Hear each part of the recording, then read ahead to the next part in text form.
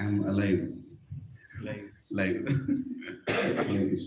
So yeah, so Gai Gora Madhur Sware, because this choice of words of Bhaktivinoda Thakur, right? Just imagine Bhaktivinoda Thakur is writing this in 1800s, and he's sitting in his Mayapur in that house, in that balcony, and he's imagining Chaitanya Mahaprabhu on the other side of the Dvipa, and he's hearing the voice, and he's practically seeing him, and he's saying, Gai Gora Madhur Sware. Hare Krishna, Krishna Krishna, Hare Hare, Hare Rama, Rama Rama, Hare Hare. Just imagine if we are saying Hare Krishna mantra, we are singing Hare Krishna mantra in a certain tune. How will Krishna sing Hare Krishna Mahamantra? Unimaginable, right? When Krishna himself comes and is singing Hare Krishna mantra, I think we are so unfortunate. How many feel like that? 500 years में ticket cut गया मतलब. Now to see Gaurang Mahaprabhu again, how many more years you have to? If there is a chance, right? 4.3 plus 4.3, 8.6 billion years when Krishna appears again. And when Krishna appears, Chaitanya Mahaprabhu comes again. So that much you have to wait. And we missed by how much? 100 साल. Right? Yeah, Mr. Prabhupada. Come on, Prabhupada. We just missed by what? I missed by. 4 years. I was born in 76. I was born in 74. Still you missed. I was born in 73. You made it. You were present. No, we shared. We shared the planet when Prabhupada was there. Yes. How many are proud like me here? How many are unfortunate? I know, I'm just kidding. Just imagine, we were on the same planet when Prabhupada was walking. Right? Somewhere we were born. Right? So fortunate. And even now, Prabhupada disciples are on the planet.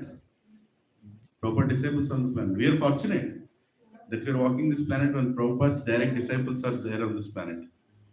But, I mean, we don't want it, but maybe 20 years, 2043, 2044, we may not have any left, or many left. We may have maybe one or two left, right? Because most of the Prabhupada disciples are already in their 70 plus, all of them are 70 plus, right? Almost all of them are 70 plus. So another 20 years means they'll be 90 plus, 95 plus. We really pray that they live for 500 years, right? But, anyway, but they are living back the lineage of Prabhupada. We are seeing the next generation also, right?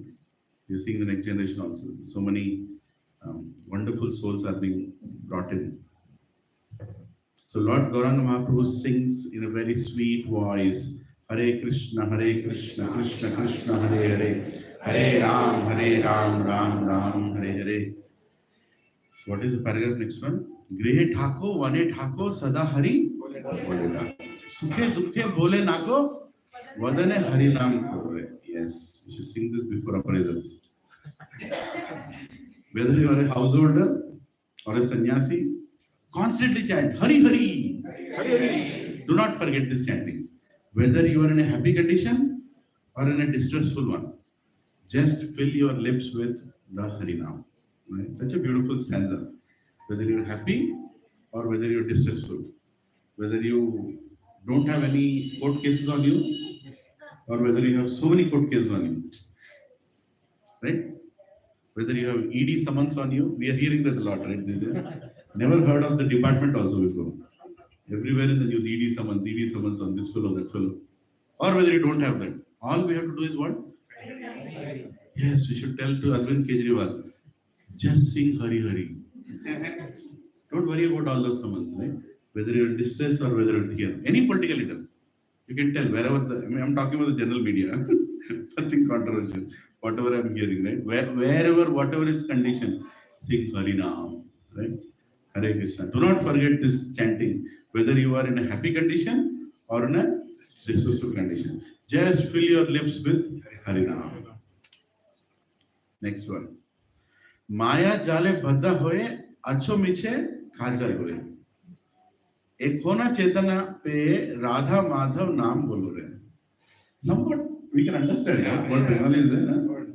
Maya jale badha hoye. Matlab kya? If you are even if you are in the clutches of Maya. You are in the clutches of Maya. Acho miche khajal hoye. It's not that khaja. Definitely it's not that khaja. Because every time you read this khaja, you immediately remember that khaja, isn't it? So acho miche khajal. Any Bengali devotee है? क्या मतलब है इसमें? क्या है इसका मतलब क्या है?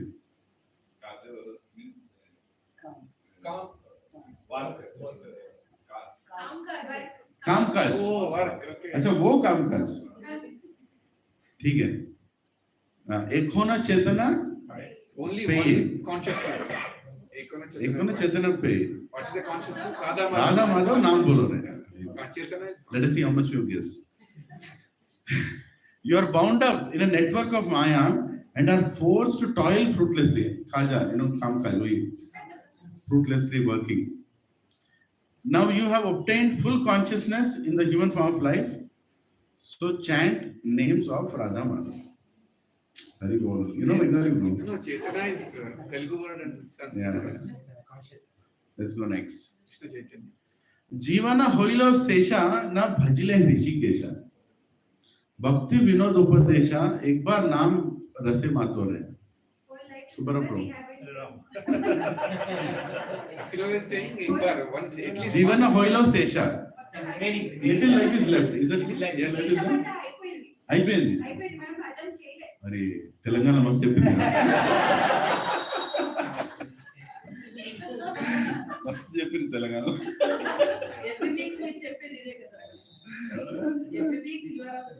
అయిపోయింది అదే ఇక్కడ యాక్సెంట్ తెలంగాణ పడ్డది అక్కడ. It was Telangana accent right. మళ్ళీ చెప్పండి ఒకసారి అది అయిపోయింది అన్నది. Now she is correct. జీవన హోయిలో శేష నా భజిలే హృషికేశ. ఏమి చేయలేదు. Your life may end at any moment, and you have not served the Lord of the senses, Rishikesha. You not served the Lord of the senses, Rishikesha. Right? Take this advice of Bhakti Vinod Thakur. Bhakti Vinod Upadesha. Yeah. Ek bar naam rase matore.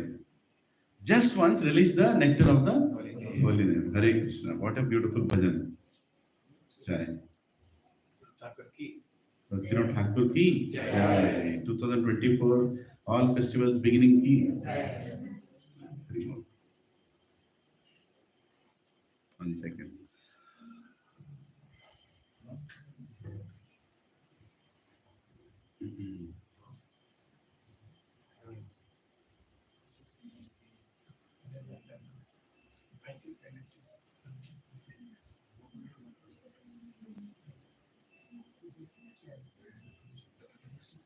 What did I do?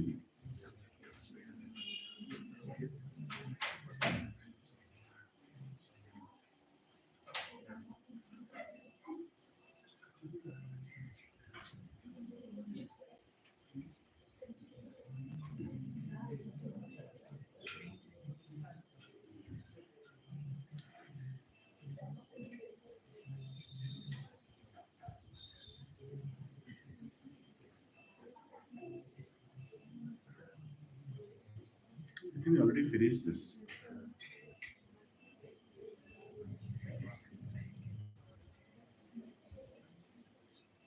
Yes, we already finished this.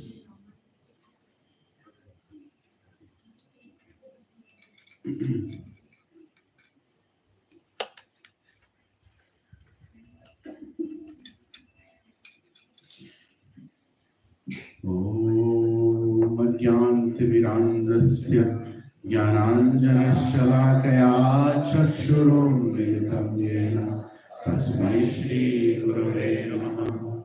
Shri Chaitanya Manobhishtam Sthapitam Yena Bhutale स्वयं रूपा कदा मह्यं ददाति स्वपदान्तिकम् वन्देऽहं श्रीगुरो श्रीयुतापदकमलं श्रीगुरो वैष्णवांश्च श्रीरूपं साग्रजातां सहगना रघुनाथान्वितं तं सजीवं साद्वैतं सावधूतं परिजनासहितं कृष्ण चैतन्यदेवं श्री राधा कृष्ण पादान् सहगना ललिता श्री विशाखान्वितांश्च हे कृष्णा करुणा सिंधो दीनबंधो जगत्पते गोपेशा गोपिका कांत राधा कांत नमोस्तुते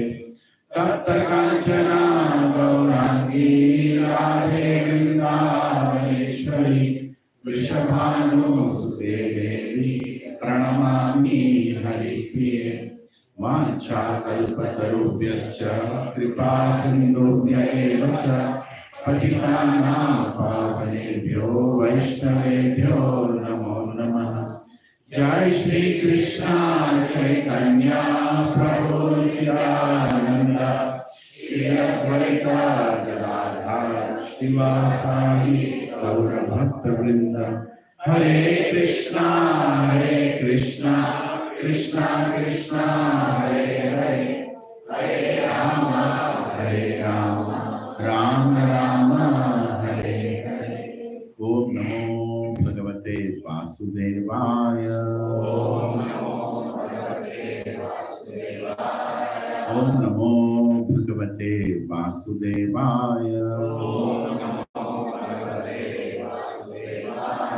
ओम नमो भगवते वासुदेवाय। ओम नमो भगवते वासुदेवाय। Let's together do it.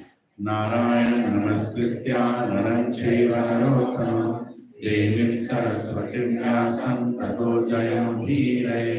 नष्टप्रायेषु अभद्रेषु नित्यं भागवत सेवया भगवती उत्तमश्लोके भक्तिर्भवति नैष्ठिकी। कृष्णाय वासुदेवाय देवकी नंदनाय च नन्दगोपकुमाराय गोविन्दाय नमो नमः। नमः पंकजनाभाय नमः पंकजमालिने नमः पंकजनेत्राय नमस्ते पंकजाङ्घ्रे। नमो महावदन्याय कृष्ण प्रेम प्रदायते कृष्णाय कृष्ण चैतन्य नामिने गौरकृषे नमः। नमः उग्राय देवाय गौब्राह्मणाहिताय च जगद्धिताय कृष्णाय गोविन्दाय नमो नमः। नमः ॐ विष्णुपदाय कृष्णपृष्ठाय भूतले श्रीमते भक्ति वेदांत स्वामिनिति नामिने। नमस्ते सरस्वती देवे गौरवाणी प्रचारिणे निर्विशेषा शून्यवादी पाश्चात्य देशकारिणे। जय श्री कृष्ण चैतन्य प्रभु नित्यानंद श्री अद्वैत गदाधर श्रीवासादि गौर भक्त वृंद। हरे कृष्णा कृष्णा कृष्णा हरे हरे हरे राम राम राम हरे हरे। करोति वाचालं पङ्गुं गायति गिरिं यत्कृपातमहं वन्दे श्रीगुरो दीनतारिणं श्री परमानन्दमाधवं श्री चैतन्य ईश्वरम्। ओम पवित्रो पवित्रो वा सर्वावस्थं गतोऽपि वा यत्स्मरेत् पुण्डरीकाक्षं सभ्याभ्यन्तरं। श्री विष्णु चेतोदर्पणमर्जनं भवमहाद्वाग्निर्वापनं श्रेयैर्व चन्द्रिकावितरणं विद्यावधूजीवनम् आनन्दामृतिवर्धनं प्रतिपदां पूर्णामृतस्वादनं सर्वात्मस्थफलं परं विजयते श्रीकृष्ण संकीर्तनं। नामकारि बहुलानि सर्वशक्ति तत्राकृपा नियमिता स्मरणेन एतादृशी तव कृपा भगवन् ममापि Daivam Vikrisham Gijanyanurara Trinadapi Sunichena Tarorapi Sahishna Amanina Manadena Kirtanaya Sadari Najanam Najanam Sundarim Kavitam Vajagadish Kamay Mama Janmani Janmanishware Bhavatar Bhakti Rahoitaki Lilananda Kirapatidamam Shame Bhavam Buddha Kripaya Tavapada Pankaj Sadarsham Nichintaya Nayanam Galadashudharaya Vadanam Gadgadadharaya Kulake Vichitam Vapukadavanam Brahmane Bhavishyati Yugaitam Nimeshena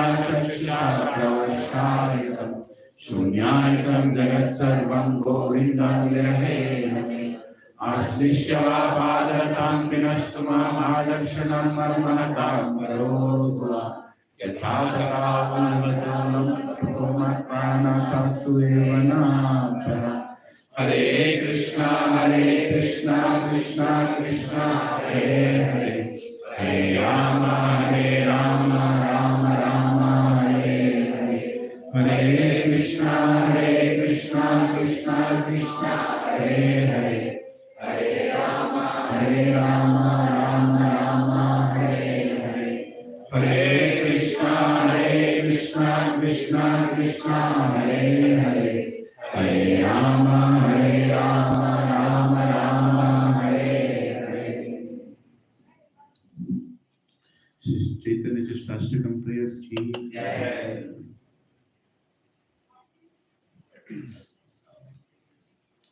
14.19 Transcending the modes. Nanyam gunebhya kartaram Nanyam gunebhya kartaram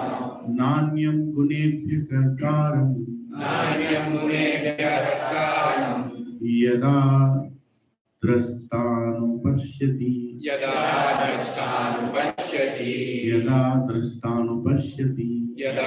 drastanu pashyati Gunebhyascha param vetti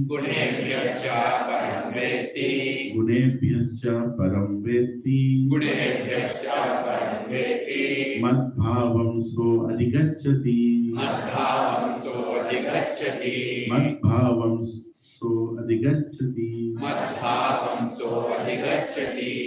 Nayan gunebhya kartaram Yada drastanu pashyati Gunebhyascha param vetti Madbhavam so adhigacchati Anybody wants to repeat? Please. Nanyam gunebhya kartaram Yada drishtanu pashyati Gunebhyascha param vetti Madbhavam so adhigacchati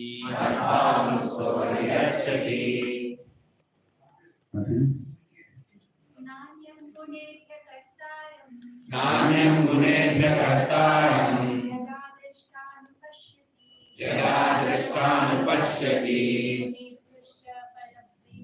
Gunebhyascha param vetti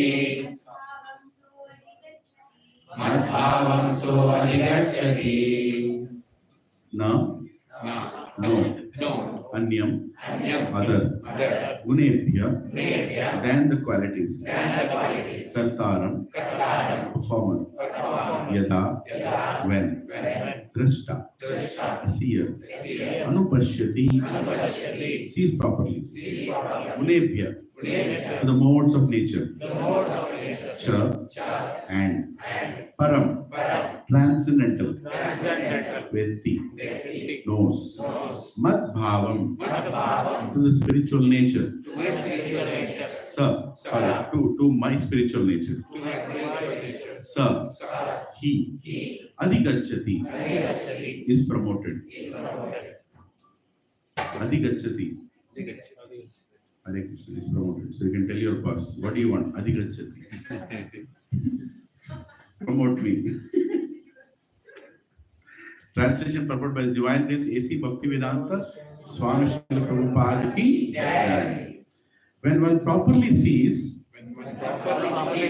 that in all activities, no other performer is at work than these modes of nature.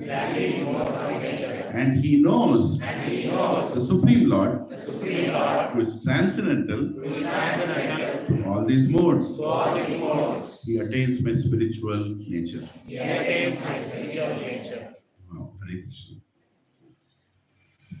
When one properly sees that in all activities no other performer is at work than these modes of nature, and he knows the Supreme Lord, who is transcendent to all these modes, he attains my spiritual nature.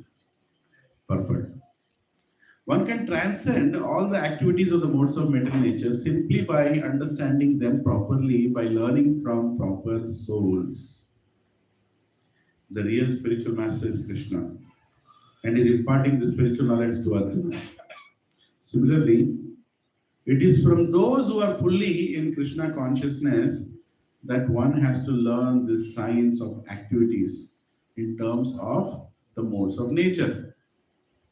Otherwise, one's life will be misdirected.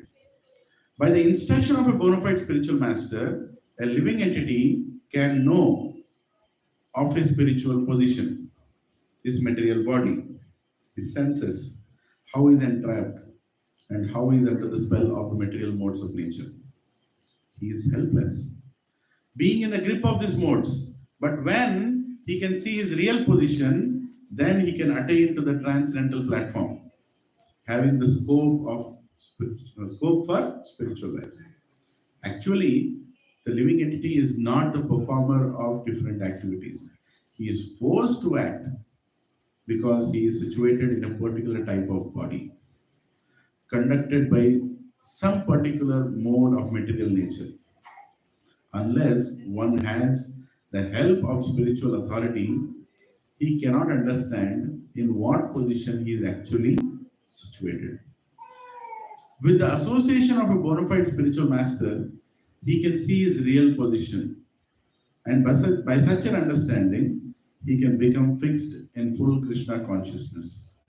A man in Krishna consciousness is not controlled by the spell of the material modes of nature.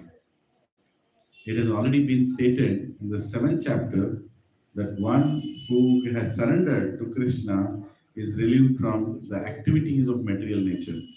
For one who is able to see things as they are, the influence of material nature gradually ceases. Srila Prabhupada ki Jai.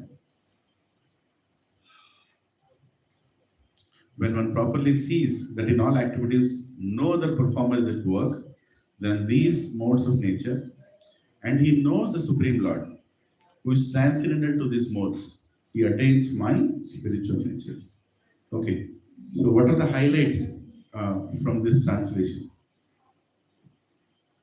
Any highlights? Any main points? Properly seen. Mm-hmm. And what is being seen is that all activities, there's no other performer than the modes of nature. So everything is being performed by the modes of Everything is being carried out nature. by the modes of material nature. The And Shiva is not the performer, not the super. yeah, any He's not a doer. He's always influenced by the modes of the nature. who is not the doer? The person, if somebody Jiva, The other So person. if Jiva is not the doer, then why is he getting karma? but he's influenced by the work he's doing is. But here they are saying work no is- other performer is at work than these modes of nature. Whenever you're interacting with anything, the other person is acting because of the modes of nature.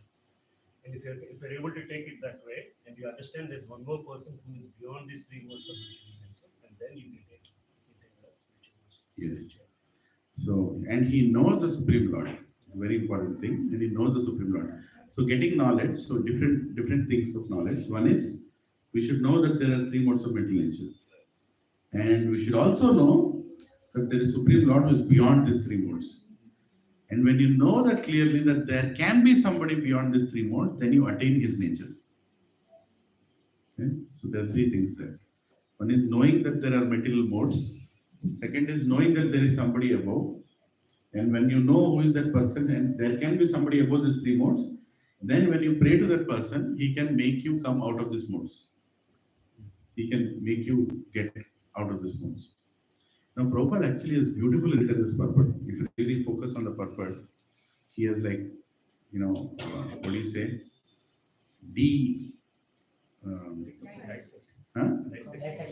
Dissected. Demystify. Dismantle. Dismantle is destroying. Not dismantle. There's another word actually, like opening a puzzle out. You think of that word? Huh? Decode. No. Disassemble. Disassemble. Okay, let's settle with decode. Before we destroy.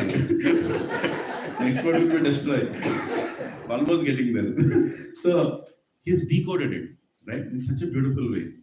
See, Prabhu, in the purport, Prabhupada is saying, now everybody focus on this. It's very, even for me, even though I'm sitting here on Vyasasana and speaking, don't think I'm above this, right? I'm also very much in this. So he's saying that we are born with a body which is conducive to a certain mode of nature. That's a very important statement that I don't think anybody except people who learn Bhagavad Gita know this. So we are all in a body, and that body is more affected or influenced by a certain mode of nature. Right? That means a lot. Meaning, we are already tuned to behave in a certain way. You understand? If somebody is behaving in a certain way, we normally say, uska parvarish aisa hai. He is brought up like that, so he is behaving in a certain way. But Bhagavad Gita is going one more step ahead. It's saying, he is going to behave in that way because that is the body he got. Right? So, and we don't even know why we are behaving like that. Right? Somebody easily gets into a fight. Somebody, no matter what you try, he never gets into a fight. He'll simply laugh. I'm threatening you, I'm pushing you. He gets that in the product. Huh? They bring that mode in the product. Yeah, that's what is being told here. That you get a body which is very much induced by that particular mode of nature. And you are going to act in that mode. So you are like completely shackled. If you look at yourself right now, we don't look shackled right now. Right? That is the beauty of Krishna's prison.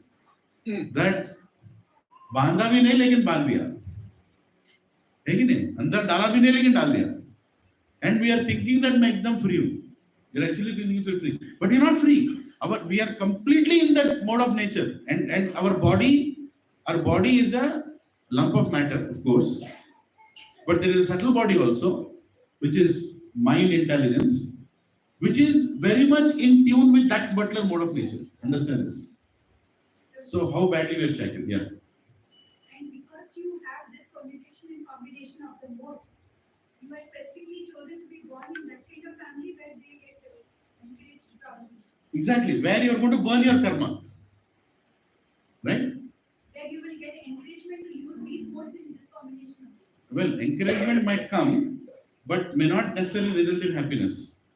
Like for somebody has to get very angry. Can he be born in a family where there is a lot of conflict and he's having to show that anger? Is it like that? It can be.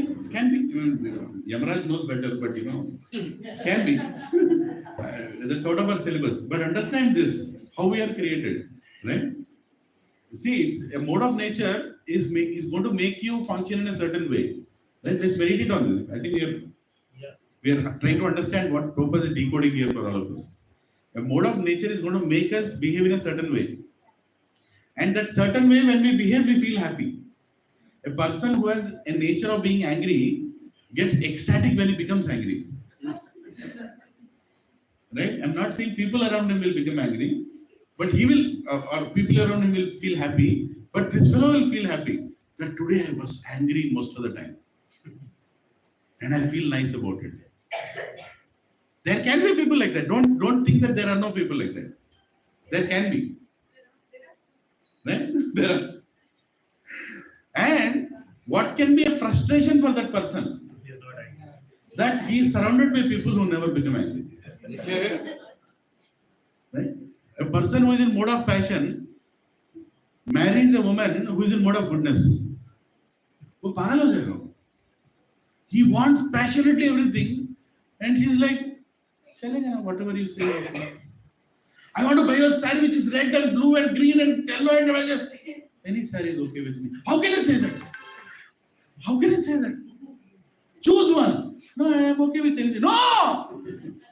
Choose one. I'm okay with anything. What is your problem? His problem is she is not reacting the same way. She's not fighting that. She's not, whatever you say, right? You are looking for that reaction or the opposite, but you will not get it because you are in that body which is influenced by that mode of nature. And karma will put you into a situation where in that mode of nature, even though you want to be in that mode of nature, you will be frustrated. Very painful, right? No, you don't feel that. Huh? This world is like that. You know, this world is dukkhalema shashvatam. See the underlying principle there. On all this philosophy, Krishna is keeping dukkhalema shashvatam. And then he's saying, I'm giving you this body, go with this mode. And when he gets into that mode, he likes to be in that mode, but when he's in that mode, he's not appreciated to be in that mode. And he's like, you should not be in that mode. ఎందుకంటే ఇంత కోపం మీకు తగ్గించుకోవాలి. అరే నాకు మజా వస్తున్నది కోపంలో. Right? And then Yugal Kishore will come and give anger management. You have to manage your anger. Hare, I don't want to manage my anger. I am happy like this because my body is like that, influenced by a certain mode of nature. Right? Now, this part we understood that we are getting a body which is influenced by a certain mode of nature. And while we are in that body and by influence of that mode of nature, we are burning our karma exactly allocated in this body. So our destiny is a fixed point. Destiny is there. Just imagine, near that harmonium is the destiny. I have to walk from, this is my birth and that is my death. So I have to walk from here to there. Harmonium is not moving. I can go here, I can go there, but ultimately I'll go to that harmonium. That is my death. And if I behave in that particular mode of nature, I'll pakka go to that harmonium. Because it's already planned. You understand? So जो कुछ भी तुम लोग कर रहे हो, तुमसे करवाया जा रहा है. And who is making sure that you are going to that harmonium? Three modes of mental nature are making sure. As soon as you try to go a little away, immediately the mode will come in front of you, give you a choice to bring you back there. And you will take that choice because you are influenced by that mode. So you cannot come out of it. It's very difficult. You will make that choice. Somebody who likes to eat food, like me, right?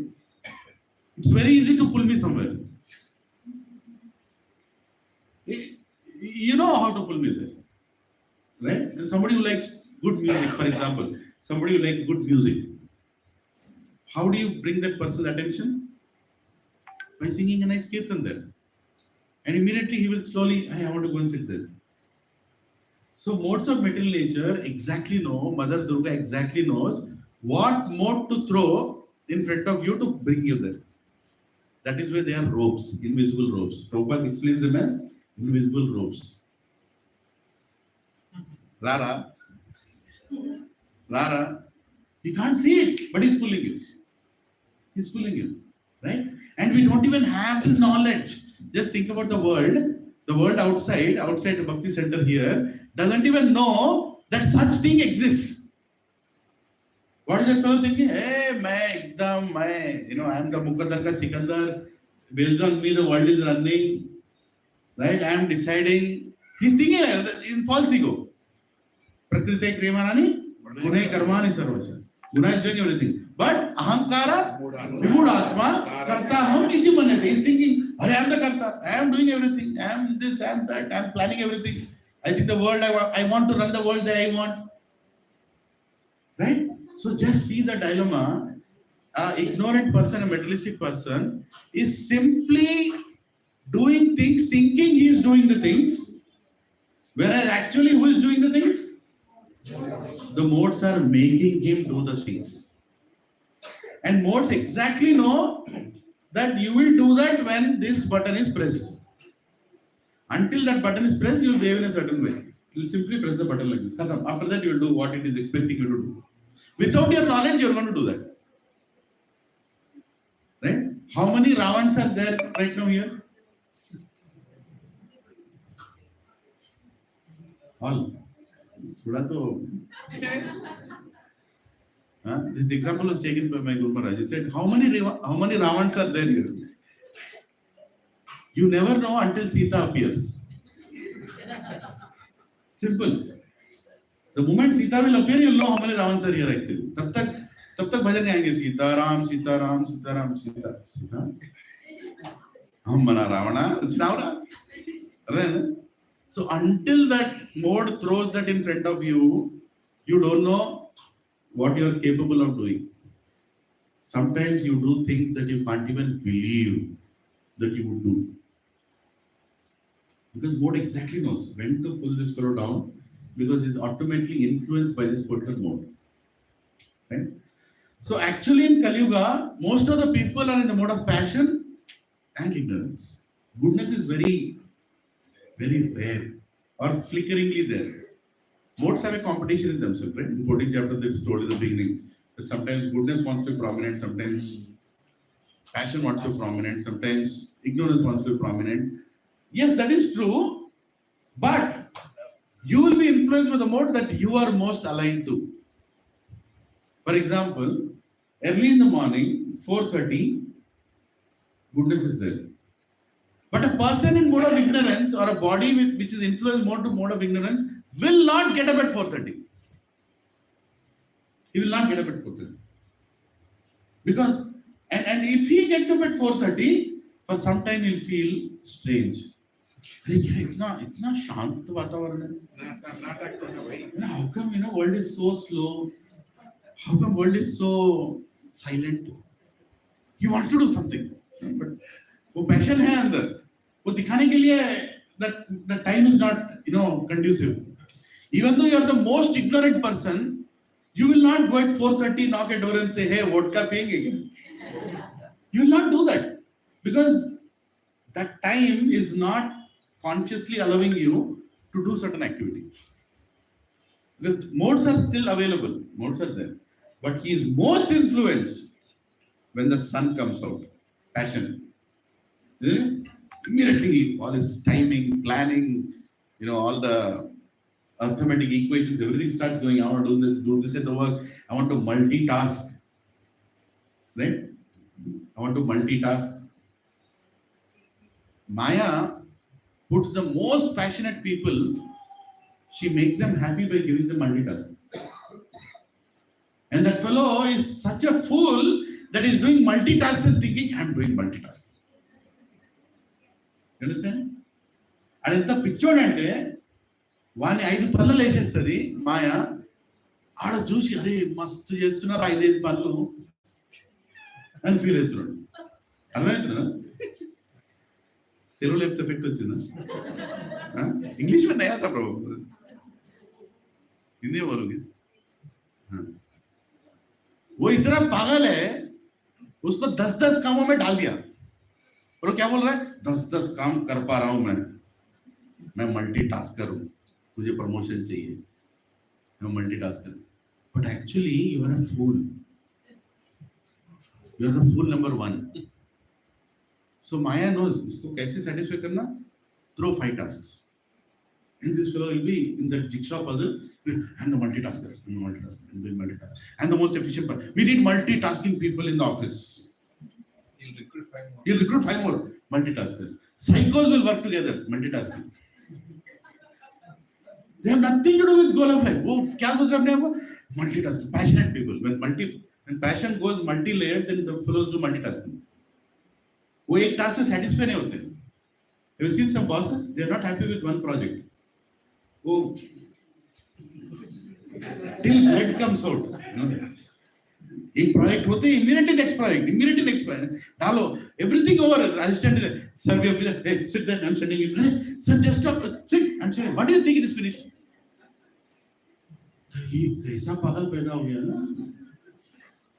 we can how many have taken darshan of such people any day in life right you see right పిచ్చిన కొడుకులమాట చెప్పాలంటే మెదడు ఉందా వాళ్ళకు అని తోయదు ఇంకో తోయనియాడు బతకనియాడు ఎప్పుడు ఏదో ఒకటి చేస్తూ ఉంటాడు అంటే there is no rest or peacefulness and when such psycho comes into bhakti they make 6 rathas 15 janmashtami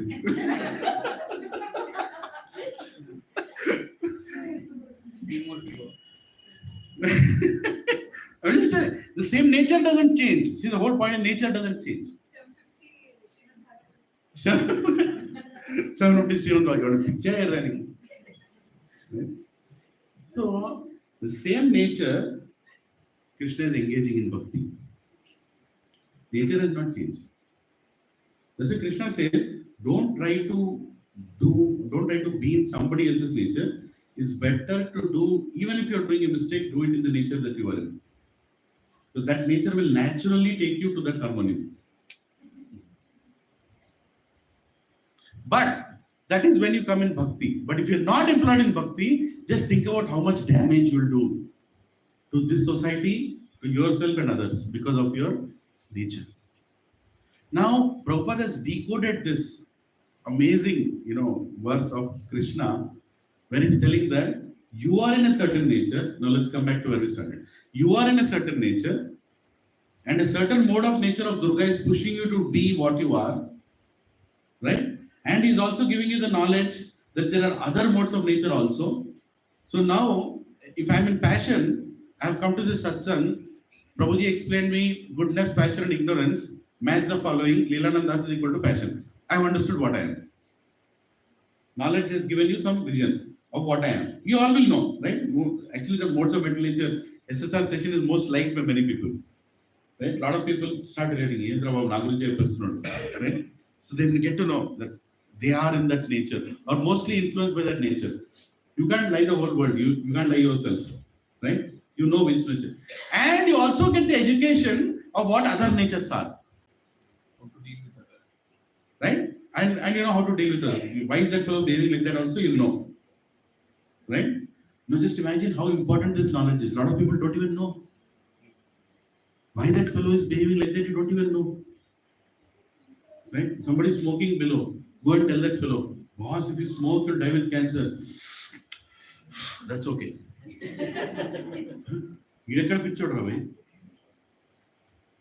So what is the answer? Mode of ignorance. Immediately got to know mode of ignorance. Krishna is telling. You tell any good advice to him, he will see it as a bad advice only. Whatever you do to him, he'll see in the reverse direction only.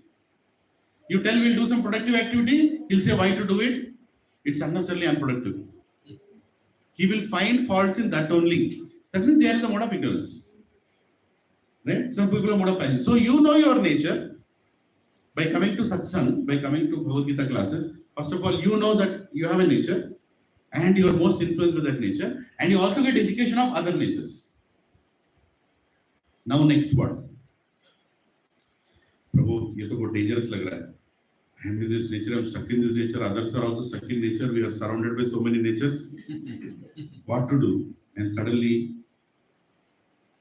Krishna says, and you will know who is the Supreme Lord, who is beyond all these 3 natures. Right? You will know the Supreme Lord, who is beyond all these natures. So what that tells you? That there can be a situation where you are above these 3 natures. It is God, not you. To start with, it is God. And Krishna is telling, you can get that nature from me. What a statement. He's giving direct hope, saying, you can get that nature from me. How you will get that nature from me? When you can see that actually activities are being carried out by the 3 modes of material nature, and spiritual world is above these 3 modes of material nature, you can get that nature from me. Okay, But how can I get that nature from you? That is what Prabhupada has decoded here. Has said that a spiritual master will help you. The spiritual master will help you. Even though we got all this knowledge, we cannot raise above these modes. We cannot by ourselves raise above these modes. Can you imagine how difficult it is for a person to move from mode of ignorance to mode of passion? It's very difficult. Because that fellow's body is made to be in the mode of ignorance. It's a lump of body with all those things to be in the mode of ignorance. Now you are telling him to go into passion. And imagine a passionate person coming to goodness. Very difficult. How do people chant early in the morning? Person in the mode of goodness. Hare Krishna. I'm not enacting, I'm just trying to tell. What does it chant? Hare Krishna, Krishna Krishna, Hare Hare. Hare Ram, Ram Ram. You can see that in the mode of goodness. When they chant, you can see that they are feeling the mantra. They want to enjoy. They want to hear that mantra. They want to. But if you wake up a fellow in mode of passion and put him at Brahma Murta, Hare Krishna, Hare Ram, Hare Krishna, Nalunnara Kendra ni Bada. Milla chant, but here 4:30 also, that passionate fellow will chant like that only. Because it's filled with mode of passion. It's not easy to move somebody in mode of passion to mode of goodness. Maybe for few mantras he'll do like that. After that, immediately they'll raise the accelerator. Fourth gear. Start. Hare Krishna, Krishna Krishna, Hare Hare. Hare Ram, Ram Ram, Hare Hare. Hare Krishna, Krishna Hare Hare, Ram Ram. Hare He can't be in that mode only. Because his nature is like that. Kya karega? His body is like that. He's influenced by that kind of nature. So it's a big struggle to change our nature. And to what extent we can change the nature? To large extent we cannot. Let's say that very clearly. And by the way, Krishna is telling in 6th chapter that don't even try. Instead, engage that nature under the guidance of a spiritual master to bring bhakti into it. That is better thing to do. That is why don't compare between each other. Even in devotional service, even between devotees, everybody is different. Even though we are all sitting in this satsang hall, doesn't mean that hame mode of goodness mein aa gaya. Nahi hai to go into goodness. We are still carrying whatever nature that we have. But we are assembling here to perform services under the guidance of Srila Prabhupada and his disciples and the Siksha Gurus who are coming and telling Prabhu, this is the regulator for you. So what a Siksha Guru does, he fits a regulator on all our heads. Because if without regulator, we'll fly. So you immediately increase the degrees 1, 2, 3, 4, 5. Full fan, thoda fan, come fan. So Guru's role is to adjust your regulator every day. Because he has to somehow engage you in devotional service in such a way that you will make progress. And that's the specialty of Prabhupada. Prabhupada engaged all the countries. Can you imagine how different countries are? Can you deal with Indians, Americans, Germans, French, Arabs, Chinese, Russians, Japanese, Russians? Chinese. Huh?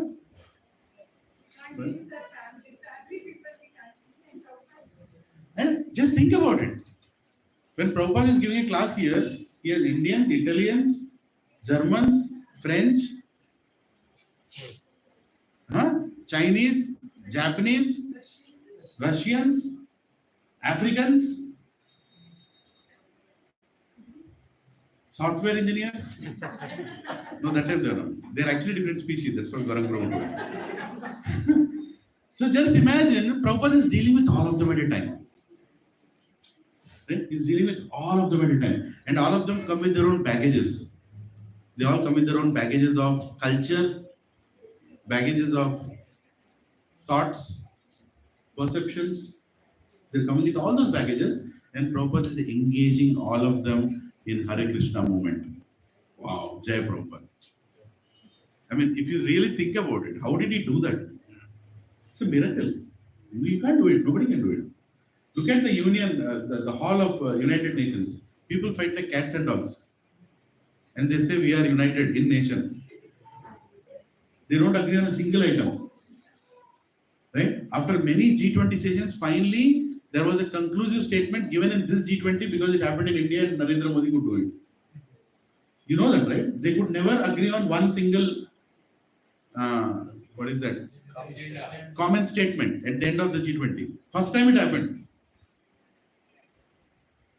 And everybody's amazed. How could he do that? He did it. Somehow, he pushed the statement and said it's over. Whichever. But no United Nations is able to be united. How come International Society for Krishna Consciousness is united? How is it united? Because we are all trying to get the nature of Krishna. We understood the nature of Krishna, which is above the three modes. And our spiritual masters are somehow bringing us in that nature of Krishna. Bringing us towards that nature of Krishna, saying transcend the three modes. And what is the only thing that is beyond the three modes? Bhakti. Bhakti is the only thing that is beyond the three modes. And you cannot understand, a person who is in devotion. Entire Karma Kanda, entire Vedic scripture, Karma Kanda, is all about this is good, this is bad, this is... That is how it is, right? You cannot open temple on a certain day because that is not a good day. This is a Karma Kanda way of understanding. Are, what do you mean good day for a god to come into a temple? That is Bhakti. Different paradigm. You cannot, if you want to come out of the jigsaw of the flowery words of the Vedas, like Krishna explains in Bhagavad Gita, Vedas are flowery words. They can simply entrap you inside it. And you will feel entrapped also. And people are arguing, oh, tomorrow is not a good day. No, day after tomorrow is the best day. I think we should start the temple that day. We should install the deities that day. Right? But Prabhupada introduced Bhakti through Bhagavad Gita, which literally takes you right up there and says, what day are you talking about? What day are you talking about? Krishna. Like just imagine, Lord Ram is coming to Shabari's ashram, and Shabari, she sees Lord Ram. No, today is not a good day. Come tomorrow. What is that? Did she say that? Huh? No time. Shubh Muhurat nahi hai. What is that? Most bad time in the day? Rahu Kalam. Rahu Kalam. So Ram Lakshman, I know I'm your devotee, but Rahu Kalam, No. When Krishna comes, when Lord Rama comes, that is the Shubha Kalam. That is the most auspicious time. That is Bhakti. The only way you can surpass the three modes of mental nature is when you start performing Bhakti. Otherwise, you cannot surpass this. And that is what it means when Krishna says, when you know me, you can surpass the three modes. Know means what? Know and do what? Bhakti. Because Krishna is above the three modes. Krishna did not choose a perfect time for telling Bhagavad Gita. He told Bhagavad Gita. When the time came, he told Bhagavad Gita. Did Arjuna tell, okay, ask my question, now don't answer, after some time you can answer.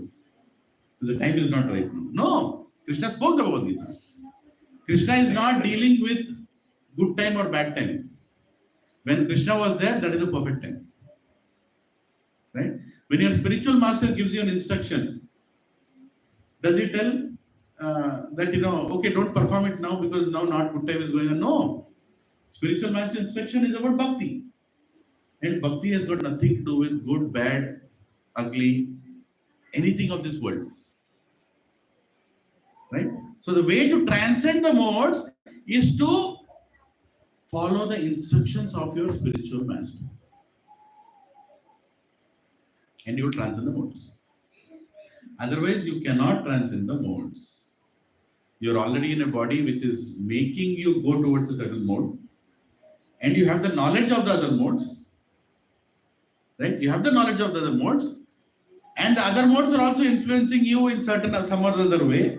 You're not even interested to go into the other modes because you don't find it happy to be in that kind of mode because your body in a certain kind of mode. And in all these modes, your spiritual master comes and tells you, do this particular activity in this way for the happiness of Krishna, for the happiness of Vaishnavas. And you do that and you transcend the three modes. And Krishna picks you up from there. Right? So, our goal in this satsang is not to bring somebody in mode of ignorance to goodness. That might be a byproduct. Prabhupada many times told. We transcend, devotees transcend modes as a byproduct. That's not the goal. Transcending modes or changing our nature is not the goal. Our goal is to serve in such a way that God is happy with our service. And how do you know God is happy with our service? When Guru is happy with our service. Right? Now I'll read the purport. Please, after this discussion, one can transcend all the activities of the modes of material nature simply by understanding them properly, by learning from the proper source. Otherwise, you can't understand. The real spiritual master is Krishna and is imparting the spiritual knowledge to Arjuna. Similarly, it is for those who are fully in Krishna consciousness that one has to learn the science of activities in terms of the modes of nature. Otherwise, one's life will be misdirected. By the instruction of a bona fide spiritual master, a living entity can know his spiritual position. Only by the instruction of a spiritual master. So once again, by the instruction of a bona fide spiritual master, a living entity can know of his spiritual position, his material body, his senses, how he is entrapped, how he is under the spell of the material modes of nature. He is helpless, being in the grips of these modes. But when he can see his real position, then he can attain to the transcendental platform, having the scope for spiritual life. Actually, the living entity is not the performer of different activities. He is forced to act because he is situated in a particular type of body. Right? He is forced because he is in a particular body. Conducted by some particular mode of material nature. Unless one has the help of spiritual authority, he cannot understand in what position he is actually situated. With the association of a bona fide spiritual master, he can see his real position, and by such an understanding, he can become fixed in full Krishna consciousness. A man in Krishna consciousness is not controlled by the spell of the modes of material nature. Spell of the material modes of nature. It has already been stated in the 7th chapter that one who has surrendered to Krishna is relieved from the activities of material nature. For one who is able to see things as they are, the influence of the material nature gradually ceases. So much is there. Prabhupada is, that's why understanding Bhagavad Gita just by reading that verse is not possible. You need an Acharya. And Prabhupada is telling in the purport also that you need an Acharya. That without the Acharya you can't understand. Right? So if we are acting in a certain way, even being in ISKCON, even in the satsang, know that you are influenced by mode of nature. But as long as you are acting for the pleasure of devotees and Krishna, it's okay to be in that mode. Don't get depressed. Sometimes there is a lot of discussions even between devotees. You're not chanting properly. You're not this, you're not that, you're not. Okay, you be that, whatever you want to be. Don't ask others to be. Let them figure it out. Don't force others to be in a certain way. That everybody has to be in a certain way while performing bhakti. No, it was not like that. Even in Prabhupada's time, it was not like that. There were devotees who were passionate book distributors. There were devotees who were amazing kirtaniyas. There were devotees who were constructing temples. There were devotees who were translating Prabhupada books. Dravida Prabhu and Lilananda Goswami Maharaj, they were not behind constructing temples. They were all the time assisting Prabhupada in translating and publishing books. Tamal Krishna Goswami Maharaj was all the way going countries, iron curtain countries to open Krishna conscious activities. Some disciples of Prabhupada were working in Mayapur. some instructions were given that you do this because you're good at it. Everybody had a certain mood and Prabhupada exactly knew how to engage them according to their modes of nature in service of Krishna. Can I serve Krishna in the mode of goodness? Yes, you can. Can I serve Krishna in the mode of passion? Yes, you can. Can I serve Krishna in the mode of ignorance? Yes, you can. Spiritual master knows that. You don't. He will tell you how he is going to put you into, that service. Right? He knows exactly. Remember, I told that story. In Telugu lectures, normally tell that story. One father-in-law with 4 daughter-in-laws. You heard that? Right? So he hears, he knows. How many don't know this story? Really? I told it so many times. Maybe I don't know where I told it. I'll tell it very quickly. Jaldi bol do. So there is this father-in-law who is a farmer. And he has 4 sons. And he has married all his 4 sons. So he has 4 daughter-in-laws. So one fine day he calls all the 4 daughter-in-laws. And all the 4 daughter-in-laws are shocked. What mistake we did that is calling all of us at a time. And then he tells the first daughter-in-law, please come here. And he gives 5 grains. He gives 5 grains in her hand and says, meet me after 4 years or 5 years. Meet me after 5 years and give me these grains. So the daughter-in-law is thinking, 5 grains? If somebody does that to you, what do you think? Buddha pagal hai. That daughter-in-law thinking, what is this? He's giving me 5 grains and asking me to give it back after 5 years. What is wrong with my father-in-law? She goes outside and she thinks, maybe he's in some mood. Who will remember all this? She throws them away. She just throws those 5 grains and goes along with her work. Second daughter-in-law, she takes those 5 grains, same instruction. Amma, keep this 5 grains, bring it back to me and give me after 5 years. She takes those 5 grains, she keeps it. Why did my father-in-law ask me to keep this 5 grains? I don't see a logic. And that too after 5 years, I have to give this. I don't know what is he thinking. I think I should throw it. She goes outside. She's going to throw, but why to throw there? I can also throw inside my mouth. Eat the grains. Big deal. She throws inside her mouth. Third daughter-in-law, same thing. Amma, take these 5 grains, come after 5 years. She takes those 5 grains. After she goes outside and she's thinking, why is my father-in-law giving me this 5 grains and he's asking me to bring after 5 years? You know what? He is more intelligent. He is more wisely. Maybe he has a reason. Maybe I can't understand. Let me keep it and follow the instruction. So she puts it in a small potli and keeps it in the altar, in the Garbhagudi of the house. Fourth daughter-in-law. Amma, here are the 5 grains.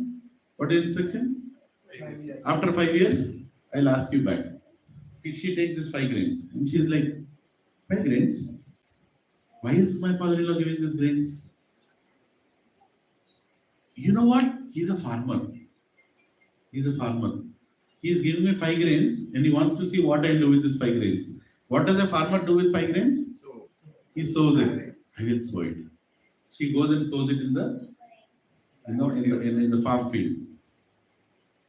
1 year, 2 years, 3 years, 4 years, 5 years. 5 years are over.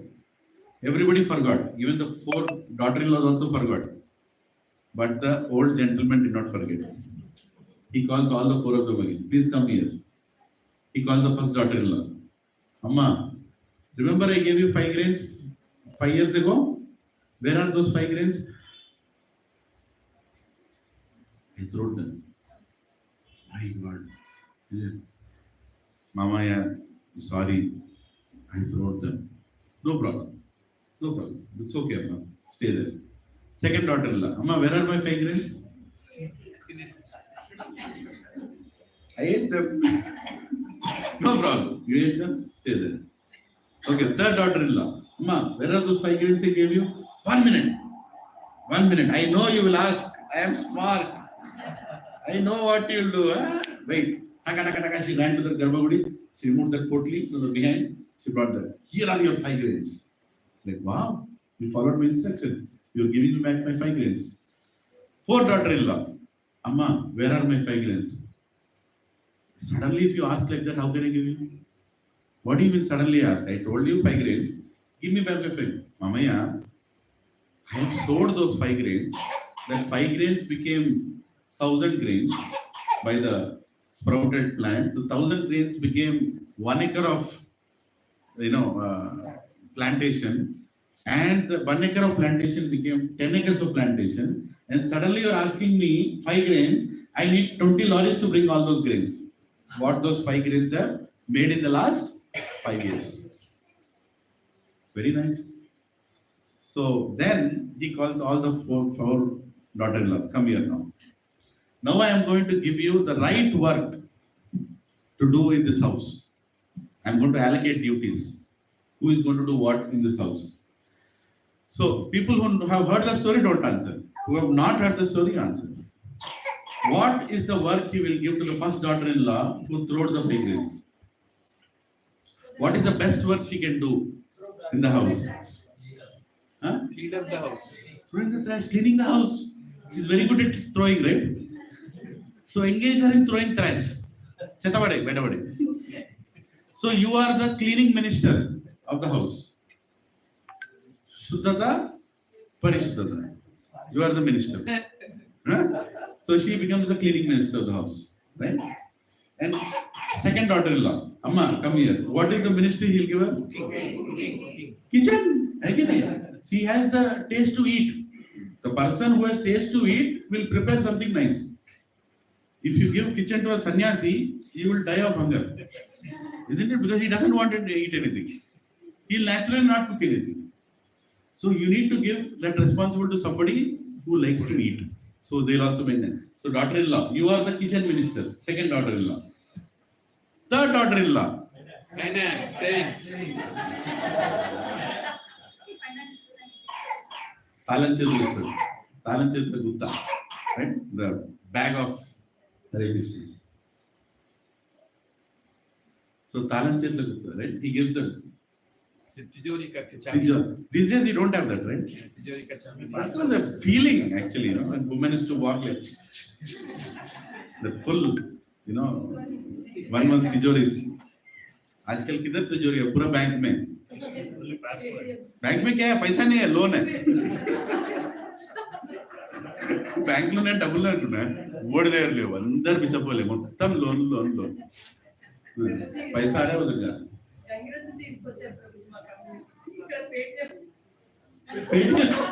On the face में लगा. हाँ? On the face they put a QR code. Yes. Anigranj. అది పెట్టడానికి ఒక కారణం ఉంది. ఏం చెప్పండి? కాదు, ఈ 10 రూపాయల నోట్ ఇచ్చి చంపుతున్నారు జనాలు. అది పెడతారన్నా కొంచెం ఎక్కువ కొడతారేమో అని. అవునా కదా? In the biggest of the community where the flat rate is 3.5 crores, one lady will come, Gangirettu, Amma Gangirettu, full tangent. She call it, oh Gomata, 10 rupees. ఈ పాడగా 3.5 కోట్ల ఫ్లాట్ నుంచి బయటకు వచ్చి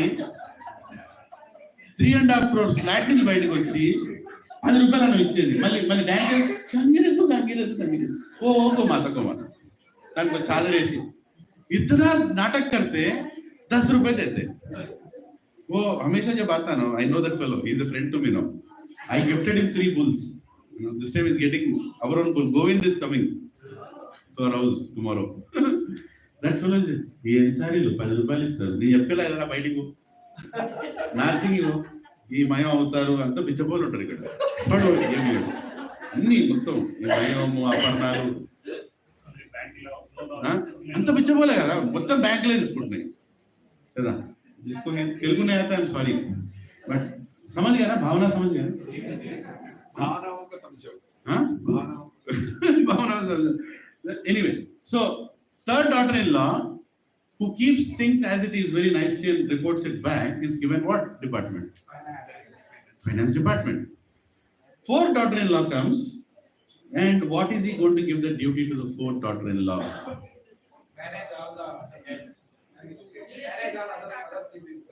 Manage all the other 3 people. Happiness. Property. Fourth daughter-in-law has one very special quality. I want you to tell what is that quality. Just wait, before you immediately tell. Just meditate on what I told.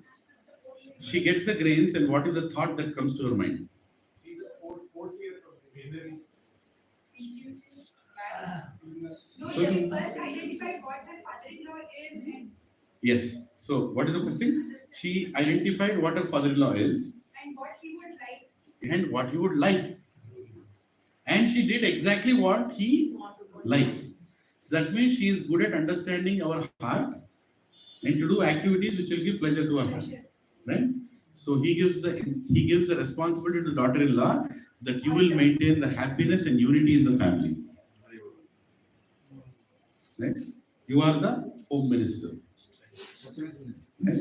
Happiness minister. Right? In a way, happiness minister. Right? So you are that. Now, which daughter-in-law is in which mode? What is the first daughter-in-law in? What mode she is in? Mode of ignorance. But is she useful? Yes. Absolutely useful. उसके बिना तो पूरा चत्ता हो जाएगा. Usually, ignorant people do chakra. Huh? Usually, ignorant people do chakra. They do chatta, they can also be helped to remove chatta. Yeah. Instruct them properly, they will do it. Right? Yeah. Who will clean drainage? You will go? We need some people for that. So anyway, the point is, they also could be engaged. What is the mode in which second daughter-in-law was? Rajogunam, Tindi, Naku, Nadi, Ekadnal, passion, isn't it? So what was she engaged? Nicely in kitchen activities. And she's making that passionately, she's making chapan bhog every day and offering it to God. Krishna. Nice, right? Again. So you need some people with some passion when you get into the cooking also. That you are passionate, not to cook passionately, or passion food. I'm not talking passionate food. I'm talking about how many. Because passionate people like to eat too hot, too spicy. That's not the passion I'm talking about. Too many. I want to do too much. Atyahara. Little bit. Prayasascha. You want to do more endeavor. Passionate people do that. So, but father-in-law engaged that daughter-in-law in the best activity. What is the third daughter-in-law? Goodness. I will maintain what you gave as it is. Right? So, goodness people. So, he engaged nicely in that particular activity. Fourth daughter-in-law is what nature? Shuddha Sattva. Tamo, Rajo, Sattva, Shuddha Sattva. She is in Bhakti mode. Bhakti mode means what?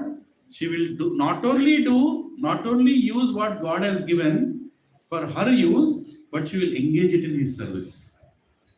That is the difference between Sattva and Shuddha Sattva. Sattva is good.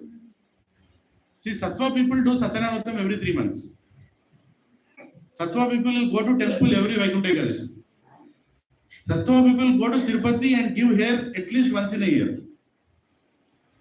Sattva people will learn Sanskrit, chant mantras properly. Sattva people will attend satsang. But they will continue to do the Satyanavatam and continue Tirupati, continue. There's nothing wrong. I'm not telling you should not do Satyanavatam. Right? Sattva people will, if you give them service, they'll exactly do what you're asking them to do. Right? They will never do wrong things. They will do what they are told is right. Are you seeing any problem with this till now? No. There's no problem with this. Actually, Sattva people, you can live with them. They're continuously going. Right? They'll continue. They'll follow all the rules and regulations of the Vedas. They'll follow what is right, what is wrong according to the codes of Manu. They'll follow any scripture you give in their hands. They'll follow it. Right? Because they are very clear that they don't want to commit offenses and their mindset is they want to follow what they're given. But the problem is they forget the purpose for which they have been given all those things. Yes. That they can't understand. They can't understand. They are more, like I told you, right? Temple can be opened on a certain day. They will fight to the end of the world that temple has to be opened on that day only. Because that is what is written. They are shackled in that goodness. Goodness also is a problem. Krishna is telling, I'm not telling. Goodness also, it puts you into that mode of goodness out of which you can't come out. And what is the biggest problem for people to come out of mode of goodness? They're happy in that mode. Goodness gives you natural happiness. There is a verse which talks that it makes you naturally happy. See, you are eating sattvic, you are getting up early in the morning, you are following, doing all festivals. You are happy. You are almost leading a simple life. You are happy. If you come and tell that go and let's do this service, let's do for the pleasure of Krishna, like, no, karenge, lekin we are happy. It's very difficult to pull somebody out of mode of goodness to bhakti. Very difficult. Because they're already happy. What can you feed a person who is not hungry? Difficult. So the fourth daughter-in-law is doing that. What is she doing? She is not only saving what God has given, what her father-in-law has given, she is multiplying it. And she has multiplied and she has made it so much that now she can give it to others also. That is bhakti. The fourth daughter-in-law is doing bhakti. It looks like mode of goodness, but it's beyond.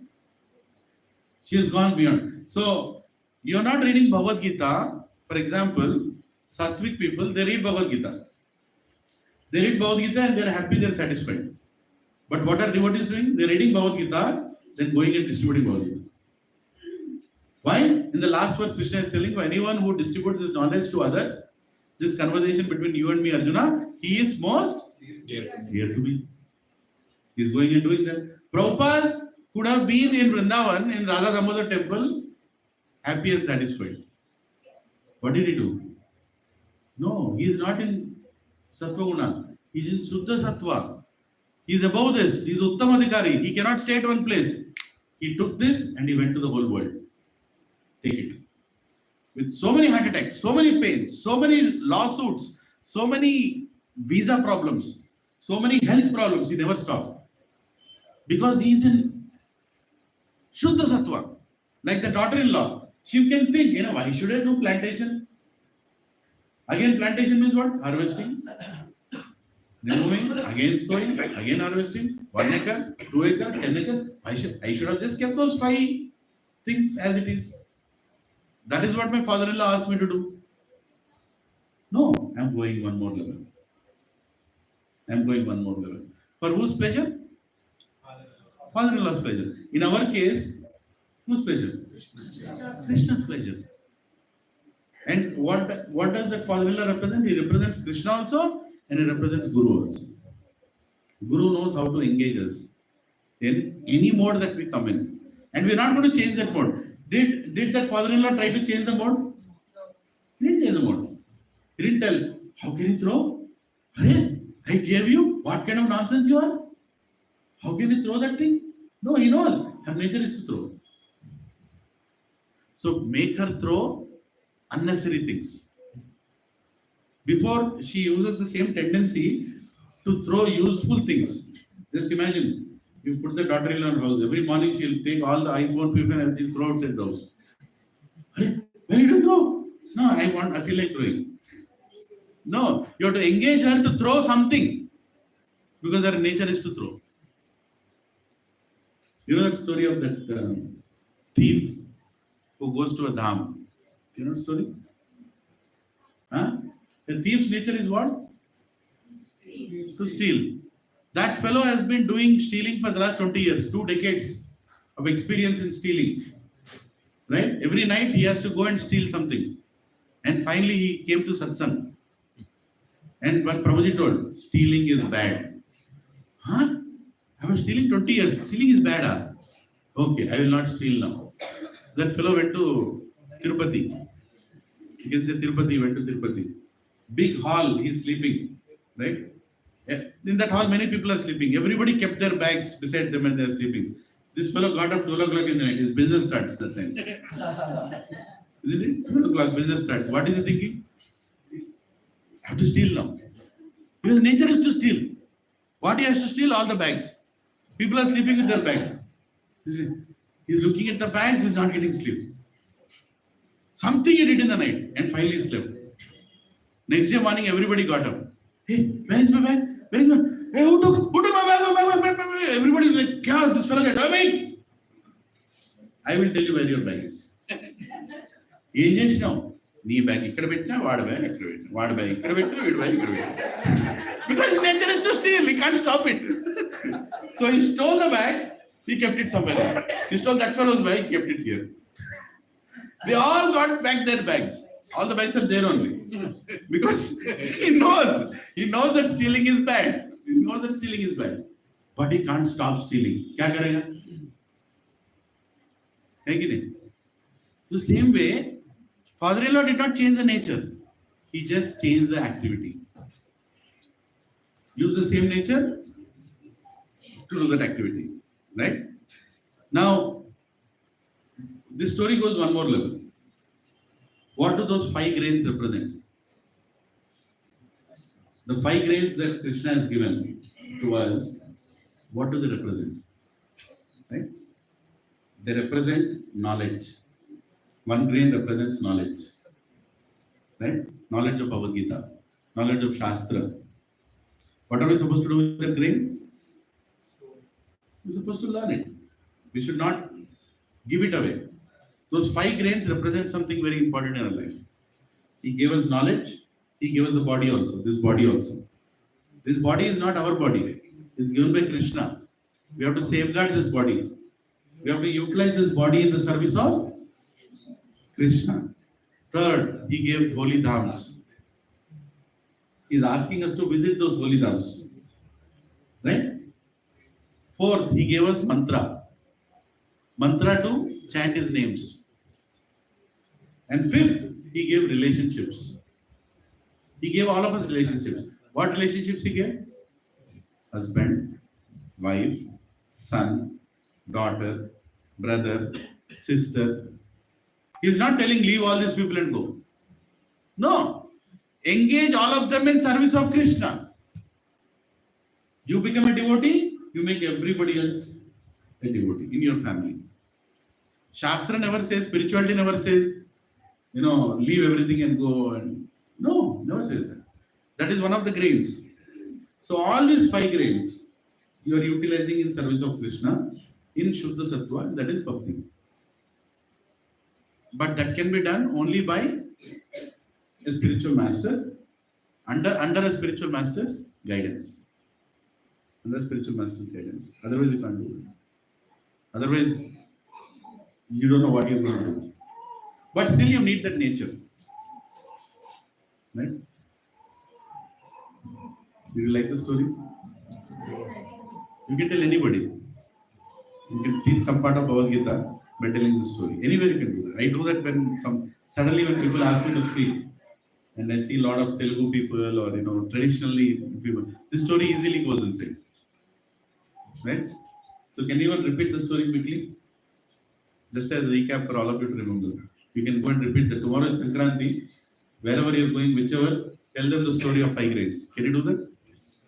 Huh? So, what was the story? Mataji, one line. First beginning. Was a farmer, he had 4 sons, he got them married and there were 5. 4 daughter-in-laws. Yeah. Next. Prabhu.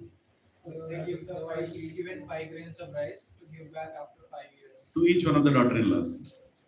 Mataji, what did the first daughter-in-law do? First daughter-in-law, after taking the grains, he went out of the room and saw the grains and he thought, like, how can I keep for many years? And he threw it out. She threw it outside.